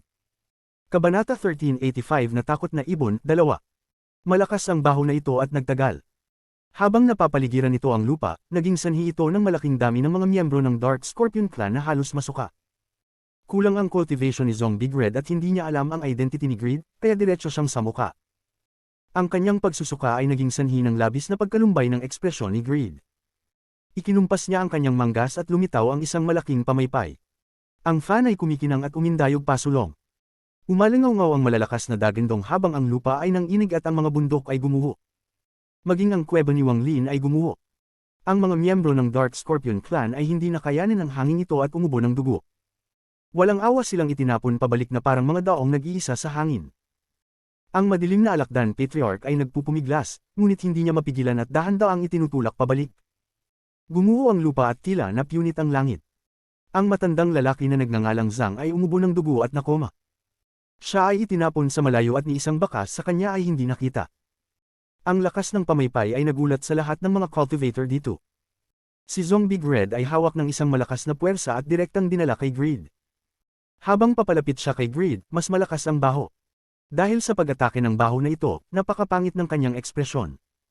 Tinitigan ni Greed si Zombie Red at dahan-dahang nagtanong, mabaho. Hindi mabaho, hindi mabaho, nang inig ang isip ni Zombie Red at tiniis niya ang baho. Natatakot siyang hindi maniwala sa kanya ang taong ito, kaya huminga siya ng malalim at nagpanggap na langgaw sa spell. Gayunpaman, ito ay tulad ng pagguhit ng mga paa sa ahas, na naging sanhi ng pagsusuka niya muli. Nang makita ang layunin ng pagpatay sa mga mata ni Greed, nagpumiglas si Zombie Red na sumigaw, ang paglilinang ng aking Panginoon ay lumalaban sa langit. Kung papatayin mo ako, walang duda mamamatay ka. Kahit ang Dark Scorpion Patriarch ay hindi makatiis ng isang suntok mula sa aking Panginoon. Kahit mataas ang cultivation level mo, hindi kanya kakampi. Ngumisi si Greed. Sa sandaling ito ng buhay at kamatayan, itinaya ni Zombie Red ang lahat at umungal, si Master ay dapat na bumalik at maaaring bumalik anumang oras. Kung maglakas loob kang hawakan ako, walang duda mamamatay ka. Naging alipin ng aking amo ang Dark Scorpion Clan dahil sinaktan nila ako. Magiging pareho kayo. Ang kanyang paglilinang ay lumalaban sa langit. Kung wala kang sinabi, ayos lang sana, ngunit ngayon ay kailangan ng matandang ito na makita kung gaano kalakas ang iyong amo. Dahil nasaktan ng alipin ng matandang ito, may kasalanan din ang amo. Dapat mamatay ang sinumang mag-udyok sa ilalim ko. Ikinaway ni Greed ang kanyang kanang kamay at isang surge of origin energy ang pumasok sa katawan ni Zombie Red. Si Zombie Red ay umubo ng dugo na parang babagsak ang kanyang buong katawan, pagkatapos ay nahulog siya sa di kalayuan. Kung kayo ay bahagi ng Dark Scorpion Clan, kung gayon ay talagang hindi komportable na patayin kayong dalawa, ngunit dahil hindi yun ang kaso, gusto ko talagang makita kung paano ako papatayin ng iyong amo. Kinawian ni Greed ang kanyang manggas at isang malakas na bugzo ng hangin ang tumakas sa lahat ng miyembro ng Dark Scorpion Clan sa planeta. Matapos gawin ito, ikinaway ni Greed ang kanyang manggas at mayabang niyang sinabi sa Cloud Escape Clan, kayong lahat, samahan ng matandang ito na maghintay sa amo ng aliping ito. Ipapakita ko sa inyong lahat ang lakas ng aking mga kayamanan. Ang makitang ginagamit ng matandang ito ang kanyang mga kayamanan sa iyong buhay ay napakalaking kapalaran mo. Ang mga kayamanan ng matandang ito ay makapangyarihan at kakaunti ang mga tao ang makakapaghambing. Ang pagkakita sa matandang ito na pumatay ng isang Heaven's Blight Cultivator ay isang bagay na hinding-hindi ninyo malilimutan. Labis na mayabang ang boses ni Greed. Ikinumpas niya ang kanyang kamay at lumitaw sa kanyang harapan ang siyam na sinaunang tapyas na bato, dahilan upang magbago ang kulay ng kalangitan. Muli siyang kumaway at lumitaw ang 79 na espada, na nagbigay ng napakalaking enerhiya ng espada. Sa isa pang alon, tila nagwiwisik siya ng berdeng ilaw. Nang bumagsak ang berdeng ilaw sa lupa, nagsimulang manginig ang lupa at nabuo ang isang masukal na kagubatan. Ang lahat ng ito ay naging sanhi ng pagkasabik ng mga miyembro ng Cloud Escape Clan. Noon pa man ay pinangarap nilang makitang ginagamit ni Greed ang kanyang mga kayamanan. Ang mga kayamanan ni Lord Greed ay sikat sa Fallen Land. Ikinararangal namin na makita sila sa pagkilos at maaaring maunawaan ang isang bagay mula sa kanila. May bulong-bulungan na kayang patayin ng mga kayamanan ni Lord Greed ang mga cultivator ng Heaven's Blight. Ang ganitong mga bagay ay hindi pa nangyari noon, at hindi ko alam kung anong uri ng mga kayamanan ang may kapangyarihang makasira sa lupa tulad nito. Ngayon, makikita ko na rin ito sa wakas. Maraming kayamanan si Lord Greed, at walang nakakaalam kung gaano karami ang mayroon siya. Ang personal na masaksihan ng mga ito ay talagang isang magandang kapalaran. Ang mga nakapaligid na Cloud Escape Clan Cultivator ay tuwang-tuwa at tumanggo bilang pagsang-ayon. Tumitig sa langit si Zombie Red, nakaramdam ng takot. Hindi niya alam ang pagkakakilanlan ni Greed, ngunit nang makita niya ang mga nakapaligid na cultivator, nahulog ang kanyang puso. Si Greed ay may mapagmataas na ekspresyon habang winuwagayway ang kanyang kanang kamay at isang dagindong ang nagmumula sa kagubatan sa ibaba niya. Parang naging buhay at baluktot ang buong kagubatan. Kung ano ang lumitaw bago ang lahat ay nagpanganga sa kanila. Biglang umupo ang malaking kagubatan. Anong kagubatan ito? Ito ay malinaw na isang malaking nilalang na nabuo ng mga puno. Nagtipon ng malalaking puno upang bumuo ng isang higanting puno na dahan-daang tumayo. Ang lalaking punong ito ay 10,000 talampakan ang taas at nagbigay ng malakas na aura. Sa pagtayo nito, naging sanhi ito ng matinding panginginig ng lupa. Kamandat ang katawan ni Greed saka siya tumayo sa ulo ng puno. Lalong naging mayabang ang ekspresyon niya. Pagkatapos ay umalingaw ang isang dumadagindong na dagindong sa kanyang harapan at isang malaking lamat ang lumitaw. Isang higanting hurno ang dahan-daang lumipad palabas at lumutang sa tabi niya. Emperor Furnace. Isa ito sa napapabalitang kayamanan ng Greed, ang Emperor Furnace. Narinig ko na noong nasa Nirvana Cleanser stage pa si Greed, ginamit niya ang kayamanang ito laban sa 3 Nirvana Shatterer Cultivator na tumutugis sa kanya. Napatay niya ang isa at malubhang nasugatan ng 2. Kinawian pa ni Greed ang kanang kamay at lumitaw ang itim na fog. Sa huli ay lumiit ito bilang isang sibat. Ang sibat na ito ay gawa sa fog at nagbigay ng malakas at mapanirang aura. Ang hitsura ng lahat ng mga kayamanang ito ay yumunig sa lahat ng nakapaligid na cultivator, at hindi nila maiwasang tumingin kay Grid ng may paghanga. Maging si Zombie Grid ay nagsimulang magpanik at nakaramdam ng pait sa kanyang puso. Masyadong nasiyahan si Grid sa mga titig na ito. Kapag natanggap niya ang mga titig na ito, makakalimutan niya ang baho sa kanyang katawan at ang kahihiyan na dinanas niya kay Wang Lin. Ilan lamang ito sa maraming kayamanan ng matandang ito. Hindi ko pa nga nilalabas ang mga mas makapangyarihan kong kayamanan. Ang matandang ito ay maraming kayamanan, kahit ang ikatlong hakbang ay hindi maihahambing ng mga cultivator. Lahat kayo ay may pribilehiyong makita kung gaano katagal mabubuhay ang Heaven's Blight cultivator na iyon sa harap ko. Umalingaw-ngaw ang malakas na boses ni Grid at ang mga nakapaligid na cultivator ay naging mas excited. Namutla ang ekspresyon ni Zombie Grid at naisip niya, tapos na. Tapos na. Hindi ko inaasahan na magkakaroon siya ng napakaraming kayamanan, at mukhang makapangyarihan silang lahat. Mula sa mga ekspresyon ng mga tao sa paligid niya, napatay na niya ang Heaven's Blight cultivators noon at sikat na sikat sa Fallen Land. Tapos na. Tapos na. Sa sandaling ito, ang punong kahoy sa ilalim ng Grid ay biglang tumangala at ang mga mata nito ay nagpakita ng isang napakapangit, berdeng ilaw. Grid ay napuno ng kayabangan habang nakatingala sa langit. Ang mga kayamanan na nakapaligid sa kanya ay dumagundong ng malakas at nagpakita ng mga palatandaan ng pag-activate. Ang mga nakapaligid na cultivator ay tuwang-tuwa na tumangala sa langit. Naghihintay sila upang makita ang lakas ng mga kayamanan ni Grid. Lumitaw ang mga ripple sa kalangitan. Ito ang naging sentro ng mga titig ng lahat, pagkatapos ay dahan-daang lumitaw ang isang figure. Bahagyang malabo ang figurang ito, ngunit napuno ng pakiramdam ng kawalang interes ang mundo. Ang ekspresyon ni Grid ay labis na mayabang, ngunit nang makita niya ang malabong figure, ang kanyang katawan ay nanginig at ang kanyang mga pupil ay lumiit. Dumagundong ang kanyang isip ng bamuka ang kanyang bibig at napuno ng kawalang paniwala ang kanyang mga mata. Hindi niya namamali na kinusat ang kanyang mga mata upang tingnan ng malapitan, at naging sanhi ito ng malaking pagbabago sa kanyang ekspresyon. Hindi niya mahuhulaan kahit sa kanyang panaginip na makita ang pinanggagalingan ng kanyang takot. Ang taong nagnakaw ng kanyang mga kayamanan at naging bangungot niya, si Wang Lin. Ito. Imposible ito. Naging malabo na yata ang paningin ko. Dumagundong ang puso ni Grid at nabalot ng malamig na pawis ang kanyang katawan nang ang isang napakalaking alon ay hamampas sa kanyang puso. Nanginginig ang buong katawan niya, at nang maging malinaw ang figure, muling tumingin si Grid. Isang pagsabog ang umalingaw sa kanyang isipan habang ang kanyang mga mata ay nanlaki at nag-uumapo sa hindi makapaniwala. Ang kanyang mga bangungot ay sumabog sa kanyang isipan. Ang sinaunang Thunder Dragon ay ninakaw, ang Pagan ay ninakaw, ang Mountain at River Painting ay ninakaw, ang bundok na kaluluwa ay ninakaw. Ang lahat ng alaala ng kanyang mga kayamanan na ninakaw ay pumuno sa kanyang puso bago ang takot at pagkabigla ay lumubog sa lahat. Siya yun. Paano kaya siya nandito? Imposible, imposible. Nasa inner realm siya, kaya paano siya nakalabas dito? Nemesis, siya ang kalaban ko. Dapat niyang malaman na mayroon akong bagong set ng mga kayamanan at nagnakaw sa akin. Ang lahat ng ito ay nangyari sa isang iglap. Sa sandaling lumabas ang figure, ang lahat ay tuwang-tuwang nakatingin kay Grid, umaasang kukuha siya ng kayamanan upang agad na patayin ang taong ito. Sigaw ni Grid. Ito ay malungkot at nakakadurog ng lupa. Hindi siya nagdalawang isip na umatras at mag-activate ng spell para mapataas ang kanyang bilis ng higit sa 70 beses.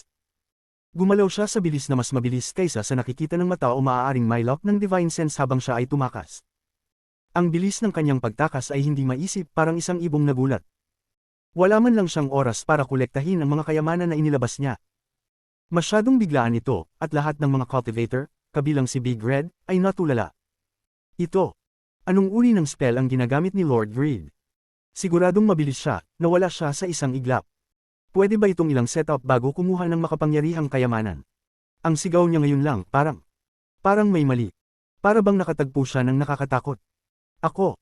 Bakit pakiramdam ko si Lord Grid ay tumatakas? Grid. Lumabas sa mundo ang figure ni Wang Lin, at nagulat din siya. Kabanata 1386 Pagkolekta ng yaman. Hindi inasahan ni Wang Lin na makikita si Grid sa Ancient Star System.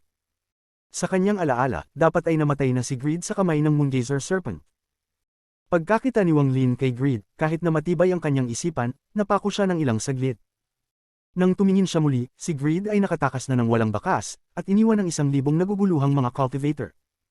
Ang mga mata ni Wang Lin ay kumislap. Imposibleng makalagpas si Grid sa Sealed Realm Formation gamit ang kanyang antas ng cultivation, pero narito siya ngayon. Ang bilis ni Grid ay nakakapagpanga, na nagpagulat kay Wang Lin. Sa isang kisap mata, nakatakas na siya mula sa planeta at hindi na nakapag-impake ng kanyang mga yaman. Ang dambuhalang Freeman na nabuo mula sa kagubatan ay nakatayo lang doon. Nang mawala ang kontrol ni Greed, nawala ang anumang kapangyarihang pangwasak nito. Sa tabi ng dambuhalang Freeman, naroon din ang isang malaking Pogan. Naglalabas ito ng sinaunang aura. Ramdam ang nakakatakot na aura nito kahit hindi lumapit. Sa kabilang panig, naroon din ang isang lance na gawa sa ulap. Hindi pa ito ganap na nabubuo, patuloy itong nagiging ulap at lance, at madalas magbago ng hindi bababa sa 100 beses sa isang hininga. Mayroon ding siyam na dambuhalang tabletang bato na parang bumubuo ng isang porma sayon. Naglalabas sila ng isang nakakikilabot na liwanag at parang bumubuo ng isang malakas na proteksyon. Mayroon ding 79 na mga lumilipad na espada na umiikot sa lugar. Ang mga ungol ng kanilang enerhiya ng espada ay nagmumukhang parang mga dragon na umiikot sa paligid. Ipinadaan ni Wang Lin ang kanyang mga mata sa lahat ng mga yaman na ito. Malalim siyang huminga at kumurap ang kanyang mga mata. Si Greed, hindi ko siya nakita ng maraming taon, at nakapag-ipon siya ng maraming kamanghamanghang yaman. Hindi man lang tiningnan ni Wang Lin ang 1,000 cultivator bago ang kanyang kamay ay walang awa na bumaba. Isang dambuhalang kamay ang sumakop sa langit at bumaba. Ang 79 na espada ay nagsimulang magyanig. Parang may malakas na magnetic force sa kamay na iyon, at sinipsip nito ang 79 na espada. Matapos mahawakan ng 79 na espada, nilabas ni Wang Lin ang isang bangkus ng asensya ng enerhiya. Ang enerhiya ay humupload sa mga espada at mabilis na gumuho ang mga imprint ng Divine Sense ni Greed. Habang ang Divine Sense ni Greed ay binubura mula sa 79 na espada, malayo mula sa planeta ng cultivation, si Greed ay tumatakas na may takot na ekspresyon at nahulog sa isang desperadong estado. Nang makita niya si Wang Lin, wala nang naiisip si Greed, hindi na niya inisip kung tatakas siya. Ang kanyang likas na takot kay Wang Lin ay sumabog, at mabilis siyang tumakas ng buong lakas. Natatakot siya na kung magiging mabagal siya, ang lahat ng kanyang mga yaman ay magiging isang-isang kunin ni Wang Lin. Lahat ng ito ay nangyari sa isang saglit. Pagkatapos niyang tumakas, bigla siyang naging mulat. Tumigil siya, at ang kanyang ekspresyon ay puno ng hindi pagkakatiyak. Ang matandang ito ay mas malakas na ngayon ng maraming beses kaysa dati. Ang aking mga yaman ay mas malakas pa ngayon, at kaya kong labanan ng mga cultivator ng Heaven's Blight. Si Wang Lin ay isang baguhan lamang, pero bakit ako tumakas? Piniga ni Greed ang kanyang mga ngipin at inalala ang mga nangyari. Ang galit ay lumago sa kanyang puso. Hindi siya galit kay Wang Lin, kundi sa sarili niya. Hindi na ako tatakas. Patayin ko si Wang Lin at kukuha ng aking paghihiganti. Ang kalooban ni Greed ay puno ng galit, at nag-ikot siya, handa nang bumalik. Ngunit, sa sandaling yun, ang kanyang ekspresyon ay nagbago ng malaki. Ang kanyang katawan ay nanginig at ang kanyang mga mata ay kumurap. Ang Divine Sense sa 79 na espada ay binura ng puwersa. Dumilim ang ekspresyon ni Greed, ang kanyang mga mata ay naging puno ng takot. Anong antas ng cultivation ang mayroon si Wang Lin upang magawa niyang burahin ang aking Divine Sense sa ganitong paraan? Tumigil si Greed, at ang kanyang ekspresyon ay naging kasing dilim ng tubig. Muling pumasok sa kanyang isipan ang mga bangungot mula sa nakaraan. Nag-flash ang mga pag-iisip sa kanyang mga mata at mabilis siyang nagtangkang sumugod kay Wang Lin, ngunit 3 hakbang pa lamang ang nagawa niya nang huminto siya, ang kanyang mukha ay naging mapotla at puno ng pagkabigla. Ang Divine Sense ng Bone Protection 9 tablets ay binura ng puwersa. Natauhan si Greed at ang kanyang katawan ay nanginig. Ang kanyang puso ay puno ng takot. Nakita ko ang mga tabletang ito sa labas ng misteryosong libingan, at walang Divine Sense na naka-imprinte sa mga iyon sa loob ng maraming libong taon. Ang aking Divine Sense ay ganap na inintegrate, kaya walang ordinaryong tao ang kayang burahin ito. Paano niya binura ang aking Divine Sense sa ganitong kalasamsulong na oras? Nagsimulang magduda si Greed. May nararamdaman siyang hindi pangkaraniwang antas ng cultivation si Wang Lin. Kinamumuhian ko ang sarili ko sa pagtakbo ko kanina. Wala akong panahon para suriin ang antas ng cultivation ni Wang Lin, ngunit kahit kinuha niya ang mga tabletang bato at lumilipad na espada, mayroon pa akong Emperor Furnace, ang Fog Devil Lance, at ang Heaven Burial Wood Spirit.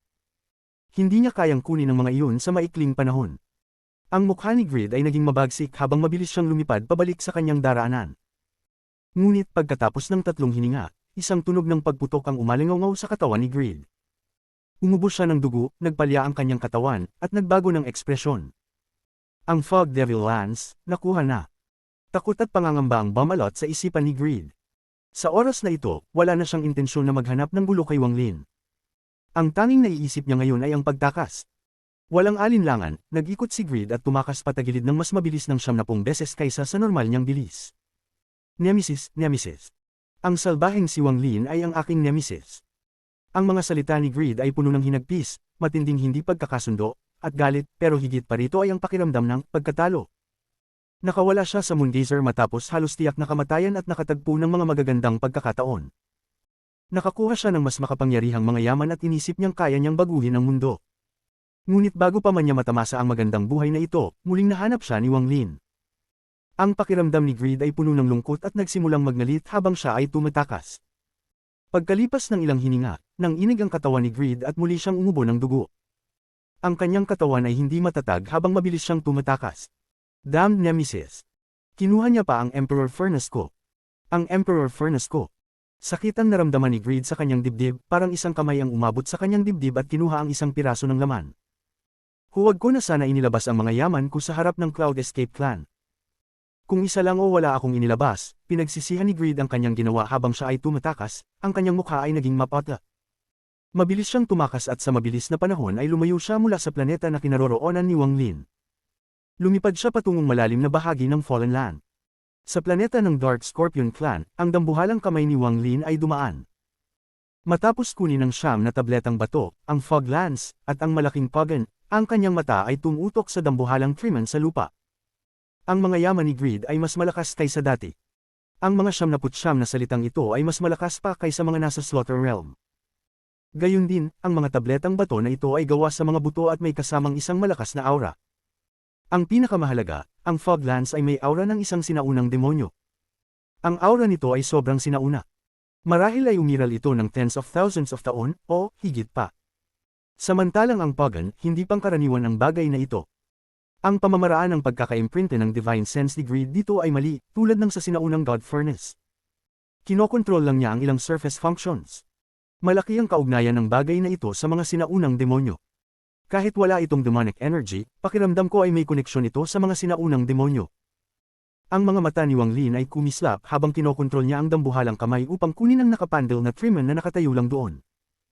Nang dama po ang kamay ni Wang Lin sa Triman, isang rumbling ang umalangaw, ngunit hindi nasaktan ng Triman. Sa halip, ang kamay na ginawa ni Wang Lin ay itinulak pabalik at isang berdeng enerhiya ang nagmula sa Triman. Sa lakas ng epekto nito, ang kamay na ginawa ni Wang Lin ay napunit. May kislap ng kagalakan sa mga mata ni Wang Lin, hindi niya inaasahan na ang Triman ay may ganitong protection. Ang palad na iyon ay sapat upang patayin ang isang Nirvana Shatterer na cultivator, ngunit hindi lang ang Triman ang hindi nasaktan, nakapag-counterattack pa ito. Hindi maipaliwanag na walang sinuman ang kumokontrol sa mga yaman. Kung may kumokontrol, tiyak na magiging mas malakas ang mga ito. Halos lahat ng mga yaman ko ay galing kay Greed. Napakaswerte ni Greed at pinagpala siya ng langit. Ang mga yaman niya ay kayang magpabigla sa karamihan ng mga cultivator. Nilunok ni Wang Lin ang isang bangkus ng Essence Origin Energy at nil-ibot nito ang Triman. Pagkatapos, inalog ni Wang Lin ang kanyang manggas at inilagay ang Triman sa kanyang storage space. Matapos gawin ito, tiningnan ni Wang Lin ang 1,000 cultivators na namangha at natakot sa kanyang mga ginawa. Bumuga siya ng malamig na hininga at itinaas ang kanang kamay, ipinakita ang isang Jade Token. Isa sa inyo, may nakakakilala ba nito? Isang matandang tao ang nakakita ng Jade at agad na nanginig, ang disbelief ay pumuno sa kanyang mga mata. Nang tumingin siya ng mabuti, ang kanyang mukha ay naging abuhing kulay, at sumigaw siya, Emperor Token. Bago ko bumalik, wala ni isa sa inyo ang makakalabas. Lahat kayo, maghintay lang dito. Ang malamig na boses ni Wang Lin ay yumeko habang tinuturo ang excited na si Zong Big Red na hindi kalayuan at nagsabi, sundin ang kanyang mga utos. Pagkatapos magbigay ng utos, mabilis na umakyat si Wang Lin sa langit. Ang mga alon ay lumitaw, pagkatapos ay gumawa siya ng isang hakbang at agad na nawala ng walang bakas. Kabanata 1387 Bakas. Sa kalawakan ng Fallen Land, mabilis na tumatakbo si Greed, walang tigil na sumusumpa sa kanyang daraanan. Ito ang tanging paraan para maramdaman niyang mas magaan ang loob. Kung hindi, kapag naisip niya kung paano muling kukunin ng parehong tao ang kanyang mga yaman, tiyak na mababaliw siya. Habang siya ay nagmamadali, may mga alon ng ripples na narinig sa harapan ni Greed. Nang makita niya ang ripple, nagbago ang kanyang ekspresyon at agad nagbago ng direksyon. Pagkatapos, inabot niya ang kanyang kamay at isang dilaw na dahon na kasing laki ng kanyang palad ang lumitaw. Paglitaw ng dahon, agad itong hinawakan ni Greed at itinapon sa mga ripple. Isang dahon, nagsisilbing selyo sa langit. Ang dilaw na dahon ay mukhang karaniwan lang, walang kakaibang katangian. Ngunit nang lumipad ito patungo sa mga ripples, isang malakas na dilaw na liwanag ang sumak mula rito kasama ang isang matinding puwersa ng selyo. Sa isang iglap, tila lumaki ng libu-libong beses ang dilaw na dahon at tinakpan ng mga ripples. Kahit anong pilit ng mga ripples, hindi nila matakasan ang saklaw ng dahon. Matapos itapon ni Greed ang dahon, hindi siya naglakas loob na tignan ang resulta. Habang siya ay patuloy na tumatakbo, isang kumikislap na lilang liwanag ang lumitaw at dalawang ulap ng lilang hamog ang nabuo sa kanyang mga paa. Ang hamog ay kumilos at maririnig ang mga malulungkot na sigaw. Bumasag ito sa dalawang higanteng lilang anino, bawat isa ay may hitsura ng isang sinaunang demonyo. Nakasakay sa dalawang demonyong anino, lalong bumilis ang pagtakbo ni Greed at mabilis siyang nawala. Pagka-disappear niya, si Wang Lin ay lumabas mula sa mga ripples na selyado ng dahon. Malungkot ang kanyang ekspresyon, at pagkatapos magpakita, isang malakas na suntok ang ibinato niya na tumama sa dahon. Nagdulot ito ng malakas na tunog na parang kulog pero hindi gumalaw ang dahon. Isang puwersa ng rebound ang dumaan patungo kay Wang Lin. Ano klaseng dahon ito? Napalaking mata ni Wang Lin at hindi siya lumaban ng direkta. Sa halip, ginamit niya ang special bending upang dumaan sa paligid ng dahon at patuloy na hinabol si Greed. Matapos umalis si Wang Lin, unti-unting nawala ang mga ripple. Ang dahon ay nagbigay ng dilaw na liwanag at kalaunan nawala rin. Mabilis na tumakas si Greed sa kalawakan habang ang dalawang demonyong anino ay magalit na umaatungal. Habang lumilipad siya, nagningning ang kanyang mga mata at bigla niyang inilog ang kanyang kanang kamay. Ang dahon na kanyang itinapon kanina ay muling lumitaw sa kanyang harapan. Pagtingin sa dahon, nagpakita ng kaunting kay-abangan si Greed. Ang dahon ng matandang ito ay makakasil ng langit. Kahit ang isang cultivator ng Fifth Heaven's Blight ay mahihirapan maligtasan ito. Wala akong duda na hindi pa naaabot ni Wang Lin ng Fifth Heaven's Blight. Ibinaba ni Greed ang dahon at mabilis na tumakbo papalayo. Pagkatapos ng ilang saglit, siya ay ngumisi at inilabas ang kanyang kamay. Itinapon niya ang dahon papasok sa walang hangganang kalawakan. Sa oras na huminto ang dahon, muling nagkaroon ng mga ripples. Ginamit ni Greed ang hindi kilalang paraan upang malaman ang eksaktong oras at lokasyon ni Wang Lin. Ang mga spell ng pagtakas ng matandang ito ay ang pinakamalakas, at kakaunti ang makakapantay. Kung hindi dahil sa mga escape skills na ito, ilang beses na akong napatay gamit ang sarili kong mga yaman. Nilabas ni Greed ang isang malamig na hininga at mabilis na tumakas. Ngunit sa kabila ng lahat ng iyon, isang sinag ng dugo ang sumak mula sa malayo. Sa isang sulyap, ang sinag ng dugo ay sa malayo, ngunit sa susunod na sandali, tumaboy ito at napuno ang walang katapusang kalawakan. Agad na lumapit ang sinag ng dugo. Nagbago ang ekspresyon ni Greed at wala siyang oras upang umiwas. Nakita niya ang sinag ng dugo na mabilis na tumama. Isang nakakagimbal na eksena, ang sinag ng dugo ay mukhang isang malaking bibig, at agad nitong nilamon si Greed. Habang dumadaan ang sinag ng dugo kay Greed, maririnig ang tunog ng pagkabasag at ang tunog ng dalawang metal na nagbanggaan na kumakalat ng mabilis. Isang malungkot na sigaw ang narinig, at pagkatapos ng sinag ng dugo, tinapon si Greed ng malayo. Dumudugo siya at mapatla ang kanyang mukha. Sa ilalim ng kanyang mga damit, may kumikislap na liwanag. Hindi inaasahan, nakasuot siya ng armor sa ilalim ng kanyang mga damit. Sa puntong iyon, maraming bitik ang lumitaw sa kanyang armor at mabilis itong kumalat. Ang dugo ng espada ay tinaboy ng ilang daang talampakan. Matapos matapan, ang dalawang demonyong anino sa ilalim ng kanyang mga paa ay naging itim na usok at pinalibutan ang kanyang katawan. Bumuo ito ng isang itim na bagyo at mabilis na tumakas. Lahat ng ito ay nangyari sa isang iglap. Habang tumatakas si Greed gamit ang itim na bagyo, si Wang Lin ay lumabas mula sa lugar na selyado ng dahon. Agad niyang kinuha ang dahon. Si Greed, na malubhang sugatan, ay malinaw na hindi na kayang kontrolin ang dahon. Pagkuha ni Wang Lin sa dahon, naglagay siya ng maraming restriction dito. Wala siyang oras para pag-aralan ito ngayon, kaya't itinapon ito sa kanyang storage space. Nang itaas niya ang kanyang ulo, si Greed ay nawalan na at wala ng bakas. Ang ekspresyon ni Wang Lin ay malamig, ngunit may halong excitement. Interesting. Talaga nga na marami siyang yaman. Bawat pagkikita ko sa kanya, nakakalap ako ng maraming yaman mula sa kanya. Noong nakaraang pagkakataon, halos lahat ng yaman niya ay nawala sa akin, at akala ko patay na siya. Hindi ko inasahan na muling makikita ko siya, at mas marami pa pala siyang yaman ngayon. Mas nakikilala ko na siya. Maliban na lang kung siya ay mapipilitin, bihira niyang ilabas ang lahat ng yaman niya tulad ng ginawa niya sa Cultivation Planet. Karaniwan, isa-isa lang niyang inilalabas ito. May mga lihim din siya. Kalimutan na kung paano niya nakuha ang lahat ng mga yaman na ito, ngunit ang paraan na ginamit niya upang pumasok sa Ancient Star System ay isang bagay na kailangan kong malaman. Yumuko si Wang Lin at biglang nawala. Dalawang tao ang lumilipad sa kalawakan, isa ay tumatakas at ang isa ay sumusunod, nagdudulot ng malalakas na tunog sa Fallen Land. Nakakuha ito ng pansin mula sa Fallen Land, ngunit nang makita nilang ang bilis ng paglipad ng dalawa, pinili nilang huwag na lang pansinin sila. Ang makakapaglakbay ng ganitong bilis ay nangangahulugang mataas ang kanilang cultivation levels. Habang tumatakas, si Greed ay patuloy na sumusumpa. Madali siyang nasusundan ni Wang Lin at wala siyang paraan upang makaalis. Naobserbahan ni Greed ang cultivation ni Wang Lin at alam niyang hindi siya kayang labanan. Gayunpaman, hindi siya nais madakip. Habang patuloy na tumatakbo, nagbago ang ekspresyon ni Greed at nakaramdam siya ng isang paggalaw sa kanan. Agad siyang nagbago ng direksyon at nagngangalit ang mga ngipin. Inabot niya ang kanyang kanang kamay at isang itim na jade bottle ang lumitaw. Ang jade bottle ay malamig at naglalabas ng malakas na demonyong enerhiya. May mga imahe ng sinaunang mga demonyo na nakaukit dito. Nilunok ni Greed ang dugo sa jade bottle at sumigaw, pahiram ng 300 demonyong kaluluwa, at pagkatapos patayin ko ang taong ito, iaalay ko ang kaluluwa ng 30,000 nilalang. Pagdapo ng dugo sa jade bottle, mabilis itong inabsorb. Kasabay nito, 2 tinik ang tumusok mula sa bote. Ang 2 tinik ay tumagos sa katawan ni Greed at mabilis na sumipsip ng dugo. Lahat ng ito ay nangyari sa isang iglap. Nang sumipsip ng sapat na dugo ang bote, naglabas ito ng isang malalim na hininga. Kasabay nito, isang malaking itim na hamog ang lumabas mula sa jade bottle. Ang jade bottle ay parang isang bulkan na handang sumabog. Mabilis na lumabas ang itim na hamog at naging malupit na demonyong kaluluwa. Ang bawat isa sa mga demonyong kaluluwa ay may isang pangil. Malinaw na sila ay mga sinaunang demonyo. Ang mga mata ng mga sinaunang demonyong ito ay puno ng walang katapusang pagkamadness at galit, parang sila ay dumaan sa hindi matitiis na pagdurusa. Naglabas sila ng mga galit na sigaw sa sandaling lumitaw sila. Ang malungkot na mga sigaw mula sa mga demonyo ay kayang magpakilos ng kalangitan. Sa isang iglap, 300 demonyong kaluluwa ang lumipad at pumulibot kay Greed. Ang bawat demonyong kaluluwa ay naglalabas ng aura ng isang First Heaven's Blight Cultivator. Nag-ikot sila sa paligid ni Greed at bumuo ng isang demonyong bagyo. Ang demonyong enerhiya ay pumuno sa buong lugar. Ang bagyo ay umaatungal habang mabilis na dumaan sa kalawakan. Sa puntong ito, nagkaroon ng mga ripples, at bago pa man lumabas ang anyo ni Wang Lin, ang bagyo ay dumaan sa kanya.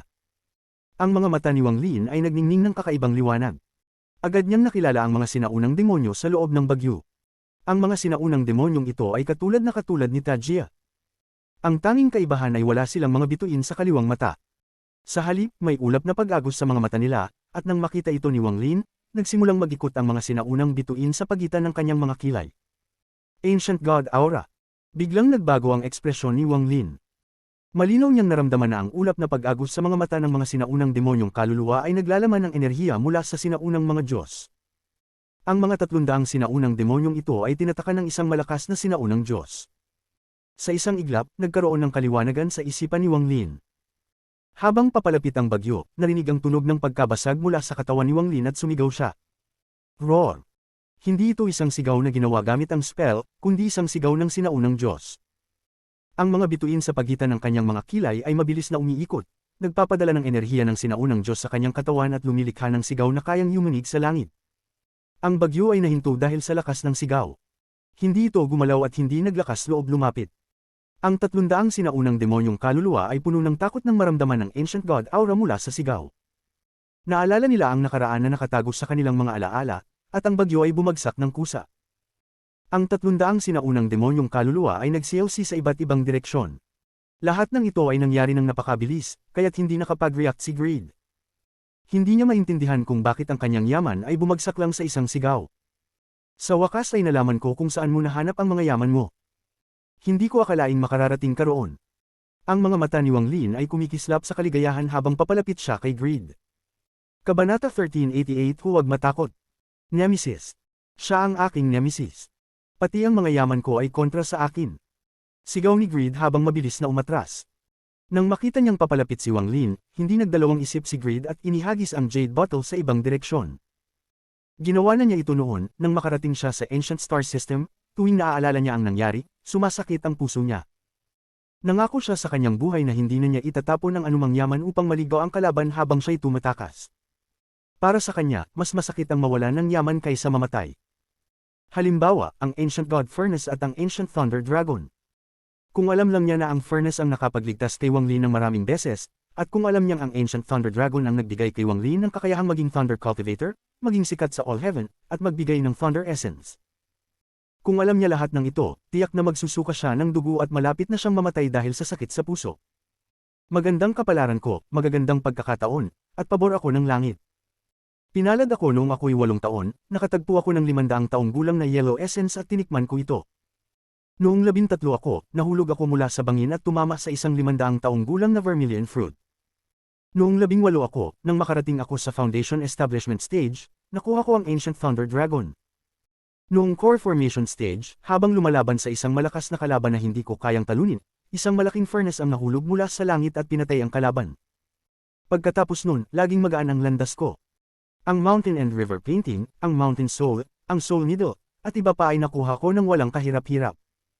Ang tanging oras na hindi magaan ang landas ko ay nang habulin ko ang heaven-defying bead. Pagkatapos ay nakilala ko ang nemesis kong ito na kumuha ng lahat ng yaman ko at lahat ng pinaghirapan kong makuha. Pero pinalad pa rin ako at hindi namatay. Sa halip, nakakuha pa ako ng higit pang mga yaman habang naglalakbay at naging malakas. Ngunit itong sinumpang si Wang Lin ay hindi ako pinatawad at pumunta pa sa Ancient Star System.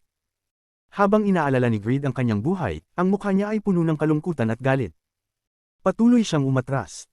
Nagpakita si Wang Lin ng isang ngiti na hindi ngiti at nagpatuloy sa paglapit. Nang makita niyang inihagis ni Greed ang bote sa ibang direksyon, tumigil siya sa paghabol at tumakbo patungo sa bote. Nang makita ni Greed na nagbago ang direksyon ni Wang Lin, inangat niya ang kanyang kamay. Isang malaking bandila ang lumitaw sa kanyang kamay. Ang bandilang ito ay gintong-ginto, at ang liwanag ng ginto ay nagbigay liwanag sa kalawakan. Mayroong kakaibang nilalang na nakatahi sa bandila. Ang katawan nito ay parang dragon ngunit walang mga pangil. Sa halip, mayroon itong maraming pares ng pakpak, at kalahati ng katawan nito ay nasa mga ulap na parang lumilipad. Matapos ilabas ang bandila, walang awang inihagis ito ni Greed at isang malakas na tunog ng kulog ang umalangaw mula sa loob ng bandila. Parang nabuhay ang nilalang at agad na lumabas mula sa bandila at pumulupot kay Greed. Sila ay naging isang madilim na ulap at lumipad ng mas mabilis kaysa dati. Hindi pinansin ni Wang Lin si Greed at mabilis na nahabol ang jade bottle. Inilabas niya ang kanyang manggas at inilagay ang bote. Tumawa siya at nag-ikot bago muling humabol kay Greed gamit ang special bending. Ang Greed na ito ay aking swerteng bituin. Tumawa si Wang Lin habang siya ay nawala. Ang katawan ni Greed ay napapalibutan ng mga ulap at ng kakaibang nilalang. Ang nilalang ay may halos 100 pares ng pakpak, at sa bawat galaw nito, mabilis na tumataas ang bilis. Lumipad sila ng mabilis na hindi na kayang sundan ng mata. Sumunod na mga ripples ang nagsimulang umagos. Ang mga ripples ay parang alon sa dagat. Sa loob ng mga ripples, makikita ang anyo ni Wang Lin na sumusunod, at lalo pang bumibilis ang kanyang paggalaw. Ngunit ang bilis ni Greed ay umabot na sa kanyang limitasyon, kaya nakapagtago siya ng ilang distansya kay Wang Lin. Kahit naganap na ang Thunder Essence ni Wang Lin, at kahit may lakas ng kulog, hindi siya makakahabol ng mabilis. Ngunit hindi nagmamadali si Wang Lin. Ang makatagpo ng isang tao mula sa kanyang tahanan ay isang kaligayahan. Sa puntong ito, labis na masaya si Wang Lin. Ang pagkikita kay Greed ay nagbigay saya at gulat sa kanya. Partikular na nakikita ni Wang Lin na ang lahat ng yaman ni Greed ay may kaugnayan sa 3 Ancient Order clans, at natukoy na niya kung saan nakuha ni Greed ang mga yaman na iyon. Para sa iba, maaaring hindi magamit ang lugar na iyon, ngunit para kay Wang Lin, ito ay isang hindi matatawarang pagkakataon. At tungkol kay Greed, na nagbigay kay Wang Lin ng dakilang pagkakataong ito, habang patuloy na tinitingnan ni Wang Lin siya, lalong naging kaakit-akit si Greed. Isang multo ang nagpapahirap sa akin. Isang multo ang nagpapahirap sa akin. Ramdam ni Greed ang sakit sa kanyang dibdib na parang may mga karayom na patuloy na tumutusok sa kanya. Ang pinagmumula ng sakit na ito ay ang personal na pagnanakaw ng kanyang mga yaman. Kinuha niya ang Starling Swords, ang Protection Bone Tablets, ang Emperor Furnace, ang Fog Devil Lance, at pati na ang Ancient Wood Spirit. Hindi siya pinalampas ang Ancient Stop Leaf at ang Devil Soul Bottle. Kalahati ng aking mga yaman ay naging kanya, at ang sinumpang si Wang Lin ay hindi pa rin ako pinapalampas. Hindi siya titigil hanggat hindi niya nakuha ang lahat ng yaman ko. Habang iniisip ito ni Greed, lalong naging malungkot at galit siya. Habang umaagos ang galit sa kanyang puso, kinagat niya ang kanyang mga ngipin at nagdesisyong hindi na tumakbo. Lumiko siya at galit na tumingin kay Wang Lin. Hindi na ako tatakas pa. Ibubuhos ko na ang lahat at lalabanan kita. Ang mga mata ni Greed ay pula. Isa siyang malupit na tao na nakapatay ng marami. Kung hindi lang dahil natatakot siya kay Wang Lin at ang bitik sa kanyang Dao Heart ay nagiging bangungot sa kanya, hindi siya tumakas ng walang laban. At hindi siya magiging ganito kalupit. Ngunit ngayon, pinilit siya ni Wang Lin at pansamantalang nakalimutan ang bangungot. Ang kanyang mga kamay ay bumuo ng isang seal at isang malaking special rift ang lumitaw sa kalawakan. Demonic Wolf, bumangon ka at parusahan ng langit. Habang sigaw ni Greed, ang kanyang mga damit ay pumaypay at ang kanyang buhok ay gumalaw na parang walang hangin. Ang nakakatakot na demonic energy ay lumabas mula sa rift sa harap niya. Labas na labas ang demonic energy mula sa spatial rift kasabay ng isang pulang mist. Ang pulang mist ay mabilis na pumasok sa katawan ni Greed sa pamamagitan ng kanyang mga butas. Ang malalakas na sigaw ng sakit ay lumabas mula sa bibig ni Greed. Ang mga ugat sa katawan niya ay namaga at ang mukha niya ay namutla dahil sa sakit. Ang kanyang mga damit ay pumutok at lumitaw ang madilim na armor. Ang espasyo sa likod niya ay parang umiikot at isang anino na 100,000 talampakan ang taas ay dahan-daang lumitaw sa likod niya. Ang aninong iyon ay isang lobo. Isang demonic wolf. Sa sandaling lumitaw ang demonic wolf, tumaas ang demonic energy sa lugar. Isang vortex ang lumitaw at si Greed ang naging sentro na nilamon ng paligid. Ang lahat ng nasa loob ng 50,000 kilometro ay naging bahagi ng vortex at isang malakas na tunog ng kulog ang narinig mula dito. Ang demonic wolf sa gitna ng vortex ay nagbigay ng pulang liwanag.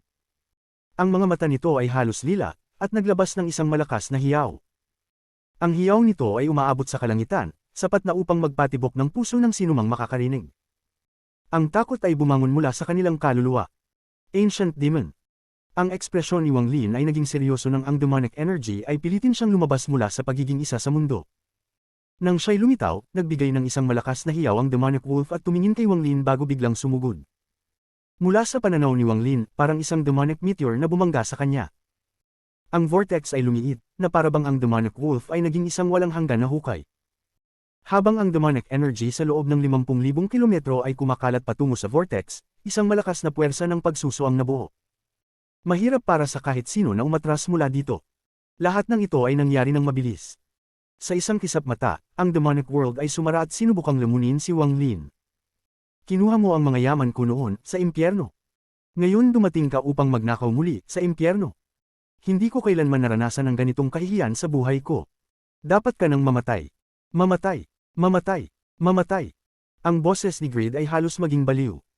Ang ekspresyon ni Wang Lin ay kalmado at huminga ng malamig. Habang papalapit ang malaking demonic wolf, narinig ang mga tunog ng pagputok mula sa kanyang katawan. Ang katawan niya ay lumaki ng higit sa 10,000 talampakan at naging isang 6 na star ancient god.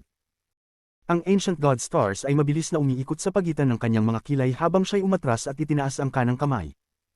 Siya ay umungol at ang nakakagimbal na liwanag ng dugo ay lumitaw. Mula sa malayo, parang hawak ni Wang Lin ang walang katapusang liwanag ng dugo. Ang liwanag ng dugo ay kumikislap at naging isang libong talampakang ancient blood sword sa kamay ni Wang Lin. Hawak ang blood sword, nang ang demonic wolf ay hindi pa umabot sa 100 talampakan, mabilis na ibinaba ni Wang Lin ang kanang kamay. Ang 1,000 talampakang blood sword ay biglang bumagsak at ang liwanag ng dugo ay umabot ng 10,000 talampakan. Mula sa malayo, hindi na ito mukhang espada, kundi isang blood whip. Tumama ito sa demonic wolf. Isang malakas na tunog ng kulog ang narinig nang tumama ang blood red light sa ulo ng demonic wolf. Naglabas ang lobo ng isang malungkot na hiyaw at nagkaroon ng malaking bitik sa kanyang ulo. Ang liwanag ng dugo ay mabilis na tumagos sa lahat ng balakid, pinahabang ang bitik at sa huli ay tumchuanpener sa katawan ng demonic wolf. Isang hampas lang at nahati ang demonic wolf. Ang katawan ng demonic wolf na nahati ay dumaan sa katawan ni Wang Lin at naglaho sa mga bituin. Tanging ang malungkot nitong mga hiyaw ang naririnig sa mundong ito. Ang ekspresyon ni Wang Lin ay nanatiling neutral habang tinitingnan si Greed. Ang takot ay tumigil sa mga mata ni Greed at siya'y umatras habang sumisigaw. Inilabas niya ang kanang kamay at walang pag-aalinlangan iniharap ang pinakamalakas niyang yaman. Isang sirang wood carving. Ngunit, nang lumabas ang wood carving, narinig ang kalmado ngunit malamig na boses ni Wang Lin sa kalawakan. Huwag kang matakot.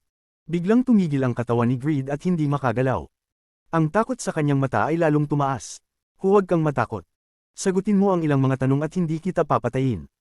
Kabanata 1389 ng pagkakakilanlan at pinagmulan ng estatwa, 1. Nalimutan ko talaga na magagamit niya ang napakabagsik na stop spell na ito. Isang malaking alon ang gumulantang sa puso ni Greed at takot ang sumikop sa kanyang mga mata. Ang kaaway na ito ay sobrang kasuklam-suklam. Mayroon siyang spell na ito, pero hindi niya ginamit noon at naghintay siya hanggang ilabas ko ang aking pinakamalakas na yaman upang pawiin ang aking huling pag-asa. Ang katawan at pinagmulan ng kaluluwa ni Greed ay tuluyang nagyelo. Hindi siya makagalaw ni 1 pulgada at tanging nanood na lamang siya habang papalapit si Wang Lin. Ang sirang estatwa ay walang aura at tahimik na lumulutang sa kanan ni Greed. Ang katawan ni Wang Lin ay dahan-daang lumiit habang siya ay kumikilos pasulong. Nang makarating siya sa harap ni Greed, naging kasing laki na siya ng isang normal na tao. Hindi niya pinansin si Greed kundi hinawakan ang sirang estatwa. Nang makita ni Greed na kinuha ni Wang Lin ang kanyang pinakamalakas na yaman, parang isang espada ang tumusok sa kanyang puso. Isang beses, dalawang beses, daan, libo, 10,000 beses, ang espada ay tumusok sa kanyang puso, nagdulot ng matinding sakit kay Greed hanggang ang dugo ay tumulo mula sa kanto ng kanyang bibig. Isang yaman lang ito, naniniwala akong hindi magiging kuripot si Senior Greed. Noong panahon na iyon, marami akong natanggap na yaman mula kay Senior, at ngayon na nagtagpo tayo muli, matutulungan ko itong tanggapin. Ngumiti si Wang Lin habang maingat na tinitingnan ang sirang estatwa. Nagbago ang ekspresyon ni Wang Lin nang tinitigan ang estatwa. Ang estatwang ito ay mukhang ordinaryo at maraming sirang bahagi. Isang ukit ng tao, ngunit may kakaibang itsura. Ang taong ito ay parang isang lalaking nasa kalagitnaan ng edad na nakasuot ng robe na may ulap na disenyo. May simpleng itsura siya ngunit naglalabas ng isang pakiramdam ng kaharian. Hindi malakas ang pakiramdam ng kaharian at hindi ka natatakot, pero nang tumama ang tingin ni Wang Lin sa tingin ng estatwa, nanginginig ang buong katawan niya. Nanginginig ang kanyang katawan. Nawala ang espasyo sa harap ni Wang Lin at ang lahat ay napunit. Isang hindi maipaliwanag na lakas ang sumabog mula sa mga mata ng estatwa at pumasok sa isipan ni Wang Lin. Ang mundo ay dumagundong sa mga tainga ni Wang Lin at maging ang espasyo ay napunit. Ang buong mundo ay gumuho sa kawalan at si Wang Lin, na tinamaan ng suntok, ay nawalan sa kalituhan. Pagkatapos ng isang hindi tiyak na oras, 10 taon, 100 taon, 1,000 taon, 10,000 taon, hanggang isang araw ay nakita ni Wang Lin ang isang kontinente sa kawalan. Ang kontinente na ito ay walang hanggan. Napansin ni Wang Lin. Naramdaman niyang ang laki ng kontinente na ito ay labis na lumampas sa buong Ancient Star System. Kahit na pagsamahin pa ang Inner at Outer Realms, hindi pa rin kayang takpan ng 1/10,000th of a nanogram kontinente. Ang lahat ng nakita niyang mga imahe sa kanyang isipan ay nawala at naging wala. Nangyayanig ang katawan ni Wang Lin at siya ay nagising. Ang espasyo ay nanatili pa ring espasyo, ang mundo ay nanatili pa ring mundo. Ang mga mata ni Greed ay puno ng takot at hindi siya makagalaw dulot ng stop spell. Tahimik na nag-isip si Wang Lin. Wala talagang halaga kung ilang taon siyang nagtagal sa misteryosong kalagayang iyon, dahil paggising niya, napagtanto niyang ito'y isang saglit lang. Kung may oras man, iyon ay ang sandali nang magtama ang tingin niya sa tingin ng estatwa. Isa ba itong ilusyon? Ipinakita ni Wang Lin ang isang komplikadong ekspresyon. Hindi niya ito maintindihan, ngunit ang nakita niya kanina ay malalim na nakaukit sa kanyang puso. Hindi niya ito malilimutan habang buhay. Iyon, ano yun? Muling tumingin si Wang Lin sa estatwa. Ang pangalawang tingin na ito ay iba sa nauna. Ang tila ordinaryong estatwa ay nagmukhang nagbago at nagbigay ng hindi maipaliwanag na pakiramdam ng kaharian. Ang kahariang ito ay makapagpaparamdam sa kahit sinong nag-aaral ng kulto na parang langgam. Maging ang mundo ay kailangang magpakumbaba. May malabong pakiramdam si Wang Lin na kahit ang mga nag-aaral ng kulto sa ikatlong hakbang ay manginig sa harap ng estatwa. Sino siya talaga? Tahimik na nag-isip si Wang Lin. Sa lahat ng estatwang nakita niya sa kanyang buhay, tanging ang estatwa ni Qinglin sa Demon Spirit Land ang makakapagpabagsak ng isipan ng isang tao. Bagamat hindi winasak ng estatwang ito ang isipan ng isang tao, may malabong pakiramdam si Wang Lin na ang estatwa ni Qinglin ay parang langgam sa harap ng estatwang ito. Ang estatwa ay isang ordinaryong lalaking nasa kalagitnaan ng edad. Ang lalaki ay nakatingala na may kalmadong ekspresyon. Walang ipinapakitang emosyon. Saan mo nakuha ang estatwang ito? Patuloy na tinitigan ni Wang Lin ang estatwa at hindi si Greed nang magsalita siya. Habang nagsasalita, iniwagayway ni Wang Lin ang kanyang kamay na nagpaluwag sa stop spell kay Greed upang makapagsalita ito. Tahimik na nag-isip si Greed saglit bago huminga ng malalim at nagsabi, sa isang sinaunang libingan. Upang makapasok sa Ancient Star System, kailangan mong basagin ang Silang Realm Formation, na imposibleng gawin gamit ang iyong antas ng kulto. Paano ka nakarating dito? Malamig ang boses ni Wang Lin at sumalakay sa isipan ni Greed, na nagdulot ng panginginig sa katawan ni Greed. Ito rin ay mula sa sinaunang libingan, lahat ng mga yaman ko ay nakuha ko doon. Tumigil na si Greed sa paglaban. Naiintindihan niyang kung sasabihin niya ang katotohanan, maaaring may pagkakataon siyang mabuhay. Alam niyang ang taong nasa harap niya ay isang halimaw at hindi magpapakita ng awa. Kung magdududa si Wang Lin at gamitin ang Soul Search, kahit hindi siya mamatay, mawawala naman ang kanyang katinuan. Ang mga mata ni Wang Lin ay kumislap habang tinitingnan si Greed at dahan-daang nagsabi, anong libingan? Ipaliwanag ng detalyado, huwag mong piliting maghanap sa iyong kaluluwa. Hindi naglakas loob si Greed na magtago ng kahit ano at mabilis na nagsalita. Matapos akong makatakas mula sa Moongazer Serpent, hindi ako namatay kundi nagtago sa isang kalahating abandonadong planeta sa All Heaven. Nagtatago ako mula sa iyo at nagpalakas. Matapos ang mahabang panahon, hindi kita nakita na hinahabol ako. Napagtanto ko na marahil iniisip mong patay na ako. Nakaramdam ako ng kapayapaan at nagtuon ng pansin sa pagpapagaling sa planetang iyon hanggang sa tuluyan akong gumaling. Nang maglaon, nagdesisyon akong umalis. Sa panahong iyon, wala ka na sa All Heaven. Ang buong All Heaven Star System ay sobrang bakante dahil karamihan ng mga nag-aaral ng Culto ay pumunta sa Alliance Star System para sa digmaan. Nagkaroon ako ng pagkakataon. Ligtas ako sa buong paglalakbay at ayokong bumalik sa Alliance Star System. Bukod pa rito, dahil ako ay nalunok ng Moongazer, may masangsang na amoy na damapo sa aking katawan at pinagmula ng kaluluwa. Nanatili ang amoy at hindi matitiis. Dahil dito, naglakbay ako sa mga bituin, naghahanap ng paraan upang mawala ang amoy mula sa aking katawan. Ang mga araw at gabi ay lumipas hanggang isang araw, nakarating ako sa hangganan ng Lightning Celestial Realm. Doon, nakakita ako ng kakaibang vortex. Ang vortex ay biglang lumitaw na parang sinadyang lumitaw sa harap ko. Hindi ko ito itinuring na kakaiba, marami na akong naranasang mas kakaibang bagay sa aking buhay. Tulad nung ako ay nasa core formation stage, nakaharap ako sa isang kalaban na hindi ko kayang talunin at ang furnace ay nahulog mula sa langit, pinatay ang kalaban ko. Sumimangot si Wang Lin at sinabing, manatili ka sa punto. Nanginginig ang katawan ni Greed at mabilis na nagsabi, pagkatapos lumitaw ang vortex, may isang makapangyarihang pakiramdam akong naramdaman sa aking isipan. Hindi ko pa naramdaman ng ganitong lakas ng pakiramdam. Hindi nung nahulog ang furnace mula sa langit at pinatay ang kalaban ko, o nung nakita ko ang Moongazer Serpent. Habang sinabi niya ito, nakita ni Greed na kumunat ang noo ni Wang Lin. Naramdaman niyang lumamig ang kanyang isipan at tumigil na siya sa pag-aaksaya ng oras. Wala akong pag-aalinlangan na tumakbo papasok sa vortex. Pagpasok ko, bigla itong nawala. Ang vortex ay lumitaw lamang ng hindi hihigit sa 3 hinga ng panahon. Ang mga mata ni Wang Lin ay kumislap at pagkatapos ay unti-unting naging malamig. Tinutok niya ang mga mata kay Greed at dahan-daw ang nagsabi, mukhang ang vortex ay binuksan para lang sa iyo. Nagbago ang ekspresyon ni Greed at mabilis na nagsabi, hindi ako nagsisinungaling, lahat ng sinabi ko ay totoo. Alam kong hindi mo ako paniwalaan, pero ito ang katotohanan, at hindi ito ang unang beses na nangyari ito sa akin. Nung ako'y 8 taon gulang, naglalaro lang sa baryo. Nakakita ako ng yellow essence. Nahulog ako mula sa bangin at nakakita ng vermilion fruit at nakuha ko ang sinaunang Thunder Dragon. Ang furnace ay nahulog mula sa langit at pinatay ang kalaban ko. Ang iba ay kailangang makipaglaban para sa Rain Furnace, pero ako, habang lumilipad lang, ang Rain Furnace ay lumapit sa akin. Nang pumasok ako sa Celestial Realm, ang iba ay gumugol ng maraming oras para maghanap ng Celestial Jades pero kakaunti lang ang nahanap nila.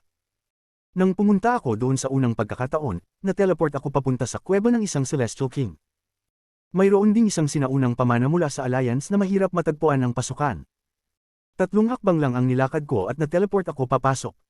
Natatakot si Greed na hindi siya paniwalaan ni Wang Lin. Kung ito ay isang kasinungalingan, wala itong halaga, ngunit alam ni Greed na lahat ng sinabi niya ay totoo. Minsan, kahit siya, nahirapan siyang maniwala. Ininterrupt ni Wang Lin ang pagpapaliwanag ni Greed at dahan-daw ang nagsabi, magpatuloy ka. Ano ang nakita mo pagkatapos pumasok sa vortex? Ang vortex ay parang isang ibang mundo. Sobrang magulo at puno ng mga bitik sa espasyo. Isang hakbang lang ay tiyak na kamatayan. Maraming piraso ng mga lumulutang na bato, at ang kalaliman ay napapaligiran ng fog kaya't hindi ko nakita ng malinaw. Hirap akong makakita ng labasan doon at nalimig ako roon ng daan-daang taon. Ang aura ng kamatayan doon ay sobrang lakas, at mula sa aking obserbasyon, napagtanto ko na ang lugar na iyon ay isang libingan. Nakita ko pa nga ang isang napakalaking ulo sa isang bato. Ang ulo na iyon ay may sukat na mga 1,000 talampakan at sobrang mabagsik. May mga bituin sa pagitan ng mga kilay. Nahanap ko rin ang Emperor Furnace doon. May usok pang incense na umaangat, parang may pagsamba. Habang lumalim ako, nakakita pa ako ng mas maraming ulo.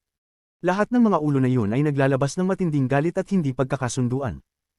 Ang iba sa kanila ay may 1 pangil o 2 pangil. Ang iba naman ay may mga yaman sa harap nila. Habang inaalala ni Greed ito, may bakas ng takot sa kanyang mga mata. Kabanata 1390 ang pagkakakilanlan at pinagmulan ng estatwa, 2. Maliban sa estatwa at ang sinaunang espiritu ng kahoy, lahat ng mga yaman ko ay nakuha ko mula sa mga ulo na iyon. Ngunit sa loob ng 100 taon na nandoon ako, maingat ko lang iniwasan ang iba pang bahagi. Hindi ko tinangkang pumasok sa loob na rehiyon, kaya hindi ko alam kung ano ang nandoon. Hanggang isang araw, habang ako ay dumadaan sa pagitan ng 2 malalaking bato, nakatagpo ako ng maraming bitik sa espasyo. Sa aking antas ng pagpapalakas, tiyak na mamamatay ako, kaya't napilitan akong umatras at pumasok sa mga kalaliman ng lugar na iyon. Nang makarating ako sa gilid ng Inner Realm, narinig ko ang mga malungkot na mga ungol mula sa lahat ng direksyon. Ang mga tunog na iyon ay ikinagulat ko at halos ikagising ng aking kaluluwa. Hindi ko inisip na magpatuloy mula roon. Hindi ko tinangkang gumalaw hanggang makalipas ang ilang taon. Nais ko sanang umalis at bumalik sa panlabas na gilid. May pakiramdam ako na ang loob ay hindi lugar na maaari kong pasukin at tiyak na mamamatay ako. Ngunit, habang nais kong umalis, tinamaan ako ng isang bagyo at nasaktan ng malubha bago mawala ng malay. Nang magising ako, natagpuan ko ang aking sarili sa tabi ng isang malaking, natuyong kagubatan. Ang kagubatan ay napakalaki, hindi ko makita ang dulo. Kahit ang aking divine sense ay hindi kayang sakupin ang buong lugar. Lahat ng mga puno ay natuyo at namatay, wala ni isang dahon. Maingat kong pinanghimasukan ang lugar na iyon, puno ng takot, at pagkatapos ng mga hindi tiyak na taon, nakakita ako ng isang puno na hindi pa tuluyang natutuyo, at may isang dilaw na dahon. Ito ang unang dahon na nakita ko roon. Kinuhanan ko ito, inilagay ko rin ang puno na hindi pa tuluyang natutuyo sa aking bag ng pag-iingat. Hindi ko alam kung saan matatagpuan ang kagubatang ito sa mahiwagang lugar na iyon, at wala akong ibang magawa kundi magpatuloy. Para bang daan-daang taon na ang lumipas. Habang ako ay patuloy na naglalakad, lalong lumalala ang pagkatuyo. Sa dulo, ang mga puno ay magiging abo kapag tinamaan ko sila. Isang araw, nakarating ako sa gitna ng kagubatan. Naniniwala akong iyon ang sentro ng lugar. Nakita ko ang isang estatwa, at sa sandaling iyon, may pakiramdam ako na dahil sa estatwang ito, ang malawak na kagubatang ito ay natutuyo. Naramdaman ko na ang estatwa ay isang yaman. Nang itaas ko ito, isang vortex ang lumitaw. Ito ang parehong vortex na nagdala sa akin roon. Laking tuwa ko at agad akong pumasok sa vortex. Nang lumabas ako, narito ako sa isang banyagang star system. Nang maglaon, nalaman ko na ako ay nakarating sa Outer Realm. Nang matapos magsalita si Greed, tumingin siya kay Wang Lin. Kumunat ang noo ni Wang Lin at nagsimulang mag-isip. Isang kislap ang lumiwanag sa mga mata ni Greed. Sa kalagitnaan ng kanyang kwento, napansin niyang hindi na siya nagyayelo. Mukhang nag-expire na ang stop spell. Sa puntong ito, nang makita niyang nag-iisip si Wang Lin, labis na kabado si Greed at dahan daw ang umatras bago biglang nagmamadali. Habang papalabas na siya, itinaas ni Wang Lin ang kanyang kanang kamay at marahang iniabot ito. Sa isang iglap, nagsigaw si Greed ng malupit habang nahawakan siya ng isang hindi nakikitang kamay at hinayla pabalik patungo kay Wang Lin. Halos dama po ang palad ni Wang Lin sa noo ni Greed at isang misteryosong puwersa ng pagsipsip ang nagmula sa kanyang palad at malinaw na pumasok sa ulo ni Greed. Dama po ang takot kay Greed at sumigaw siya, "Pangako mo, hindi mo ako papatayin." Habang siya ay sumisigaw, ang kanang kamay ni Wang Lin ay dama po sa noo ni Greed.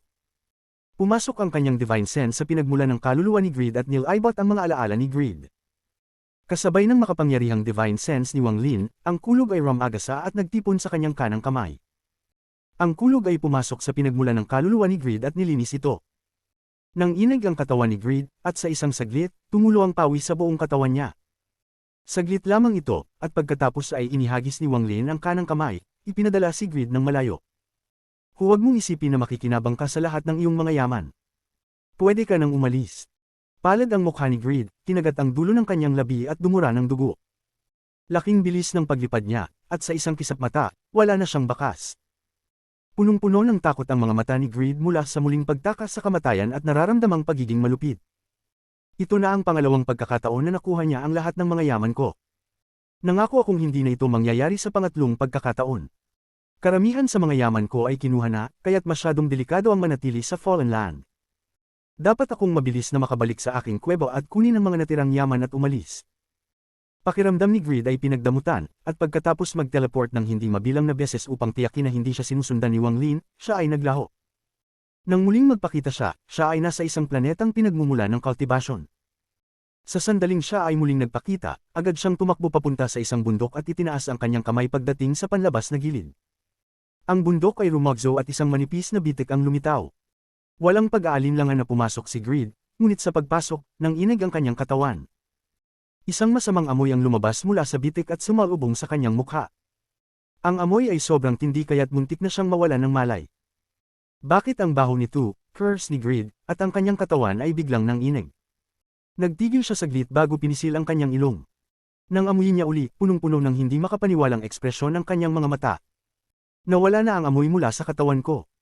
Pati ang aking pangamoy ay naibalik. Hindi ko na naamoy ang baho ng yungib na ito noon. Punong-puno ng saya ang mga mata ni Greed. Sa mga nakaraang daan-daang taon, gumugol siya ng malaking pagsisikap upang alisin ang amoy mula sa kanyang katawan. Matapos makatagpo si Wang Lin at mawalan ng pagkakataong makuha ang sinaunang bangkay ng alakdan, nawalan siya ng pag-asa. Ngunit ngayon, hindi inaasahan na kusa na itong nawala. Huwag mong isipin na makikinabang ka sa lahat ng iyong mga yaman, pwede ka nang umalis. Naalala ni Greed ang mga salita ni Wang Lin bago siya umalis, at nagpakita siya ng komplikadong ekspresyon. Matapos pakawalan si Greed, bumalik si Wang Lin sa Dark Scorpion Clan. Si Greed ay lumabas mula sa Inner Realm bago siya at nakolekta ang lahat ng mga yaman para sa kanya. Matapos makuha ang lahat ng mga yaman ni Greed na pinaghirapan niya, at ang kagalakan ng pagkikita ng isang tao mula sa kanyang tahanan, paano hindi si Wang Lin magpapatawad sa kanya? Ang Greed na iyon ay aking swerte. Hindi ko siya papatayin, kailangan ko siyang palayain. Excited ako para sa aming pangatlong pagkikita. Sigurado ako na mayroon pa siyang mga yaman na ibibigay sa akin. Ngumiti si Wang Lin habang lumilitaw siya sa ibabaw ng planeta ng Dark Scorpion Clan. Ang halos 1,000 cultivators mula sa Cloud Escape Clan ay hindi naglakas loob umalis at patuloy na naghihintay doon. Si Zong Big Red ay muling naging masigla at pumili ng ilang cultivators na may mataas na antas ng cultivation upang pagalingin siya. Nakahiga siya at patuloy na humihikbi. Bawat pagkakataon na siya ay humihikbi, nanginginig ang mga cultivators sa paligid. Tinutok nila ang kanilang mga mata kay Zong Big Red nang may paggalang. Hindi sila natatakot kay Zong Big Red, kundi sa master sa likod niya. Ang ekspresyon ng kanilang patriarch matapos makita ang Jade Token ay nagbigay sa kanila ng ideya na nakagalit sila sa isang hindi dapat at isang sakuna ay paparating. Ang mga kasapi ng Dark Scorpion Clan na na-dispersed ay pinabalik isa-isa ng may paggalang. Inilabas ang mga pills upang tulungan silang makabawi. Maging ang matandang si Zhang ay ibinalik. May dalawang babaeng Cloud Escape cultivators na nagmamasahe kay Zong Big Red. Siya ay sobrang komportable at mayabang na nagsabi, sabi ko na sa inyo noon pa lang. Clarong sinabi ko sa inyong lahat, pero hindi ninyo ako pinaniwalaan. Ano ang silbi ng mga mata nyo? Hindi ko kayo tinatapakan, pero sa inyong mga antas ng cultivation, hindi lang ang master ko, kahit ako, hindi ko kayo tinitingnan bilang banta. Isang hampas lang ay sapat na para durugan kayo parang mga langgam. Itinaas ni Zong Big Red ang kanyang pangibabaw at hinusgahan sila ng may paghamak. Ang mga cultivators ng Cloud Escape sa paligid ay nag-agree. Maging ang mga mayabang na hindi tumutol nang makita nilang ang buong clan nila ay papalapit na sa pagkawasak. Ang patriarch ng Cloud Escape at mga elder ay matiyagang nakatayo sa tabi ni Zong Big Red. Mayroon silang mga ngiti sa kanilang mga mukha at patuloy na tumango. Lord, pakiusap, patawarin ninyo kami. Talaga pong hindi ko alam ang pagkakakilanlan ng Lord. Sana po ay magsalita kayo ng maganda tungkol sa amin, at pagkatapos po, magpapadala ako sa inyo ng isang masaganang regalo. Ramdam ng Cloud Escape Patriarch ang hinagpi sa kanyang puso. Malinaw na mas mataas ang kanyang antas ng cultivation. Kaya niyang patayin si Zong Big Red sa isang pindot lamang, ngunit ngayon, kailangan niyang maglingkod ng maingat sa taong ito. Si Zong Big Red ay sobrang komportable sa masahe ng mga babaeng cultivator. Pumutok siya ng isang hininga at mayabang na nagsabi, dahil na-realize ninyo ang inyong pagkakamali, bibigyan ko kayo ng pagkakataon na magsisi, pero... Agad na lumapit ang Cloud Escape Patriarch at itinaas ang kanang kamay upang ilabas ang isang jade bottle. Sumakit ang kanyang puso, ngunit pinagtibay niya ang kanyang mga ngipin at iniaalok ito. Isang maliit na regalo lamang, sana tanggapin ninyo, Lord. Kinuha ito ni Zong Big Red at tiningnan. May kagalakan na lumitaw sa kanyang mga mata nang ilagay niya ito sa kanyang bag at umubo. Susubukan ng matandang ito. Sa mga sandaling iyon, kumalat ang mga alon sa kalangitan at lumabas si Wang Lin. Nang lumabas siya, nagbago ang ekspresyon ni Zong Big Red at agad siyang tumayo. Natakot siyang baka siya'y mabagal at itinulak ang mga babaeng cultivator sa likod niya, saka lumitaw ang isang ekspresyon ng pagsamba sa kanyang mukha. Maligayang pagbalik, Master, sa iyong tagumpay. Master, hindi kita nakita sa matagal na panahon at pakiramdam ko'y nawawala ako. Kahit ako'y nagmumuni, hindi ko kayang maging kalmado maliban kung inuulit ko ang pangalan ng Master ng 100 beses. Kahit na, hindi pa rin ito matutumbasan kung gaano kita nami-miss, Master. Tanging pagkatapos makita ang Master at makasama siya, doon lamang ako nakakaramdam ng kalmado. Mabilis na lumapit si Zong Big Red at ginamit ang kanyang walang katulad na sining. Kasabay nito, naging maingat siya upang hindi labis na magpalabis at magalit si Wang Lin. Sa mga sandaling iyon, nawala na ang kaabangan na ipinakita niya sa Cloud Escape Clan at ngayon ay patuloy na siya sa pagpapalakpak. Ito ang unang pagkakataon na naranasan ng mga cultivators ng Cloud Escape ang ganitong pagbabago at nagulat sila. Maging ang Cloud Escape Patriarch, nakakabigay lamang ng regalo, ay namangha. Hindi niya kayang isiping ang isang tao ay maaaring magbago ng ganito kabilis. Magsipagtulungan kayo. Bakit kayo nakatambay dyan? Huwag harangan ang aking master. Mabilis na tumakbo si Zhong Digred patungo kay Wang Lin at itinulak ang mga cultivators ng Cloud Escape Clan, kasama na ang Patriarch. Para bang nakalimutan niya na ang kasiyahan mula sa pagtanggap ng regalo.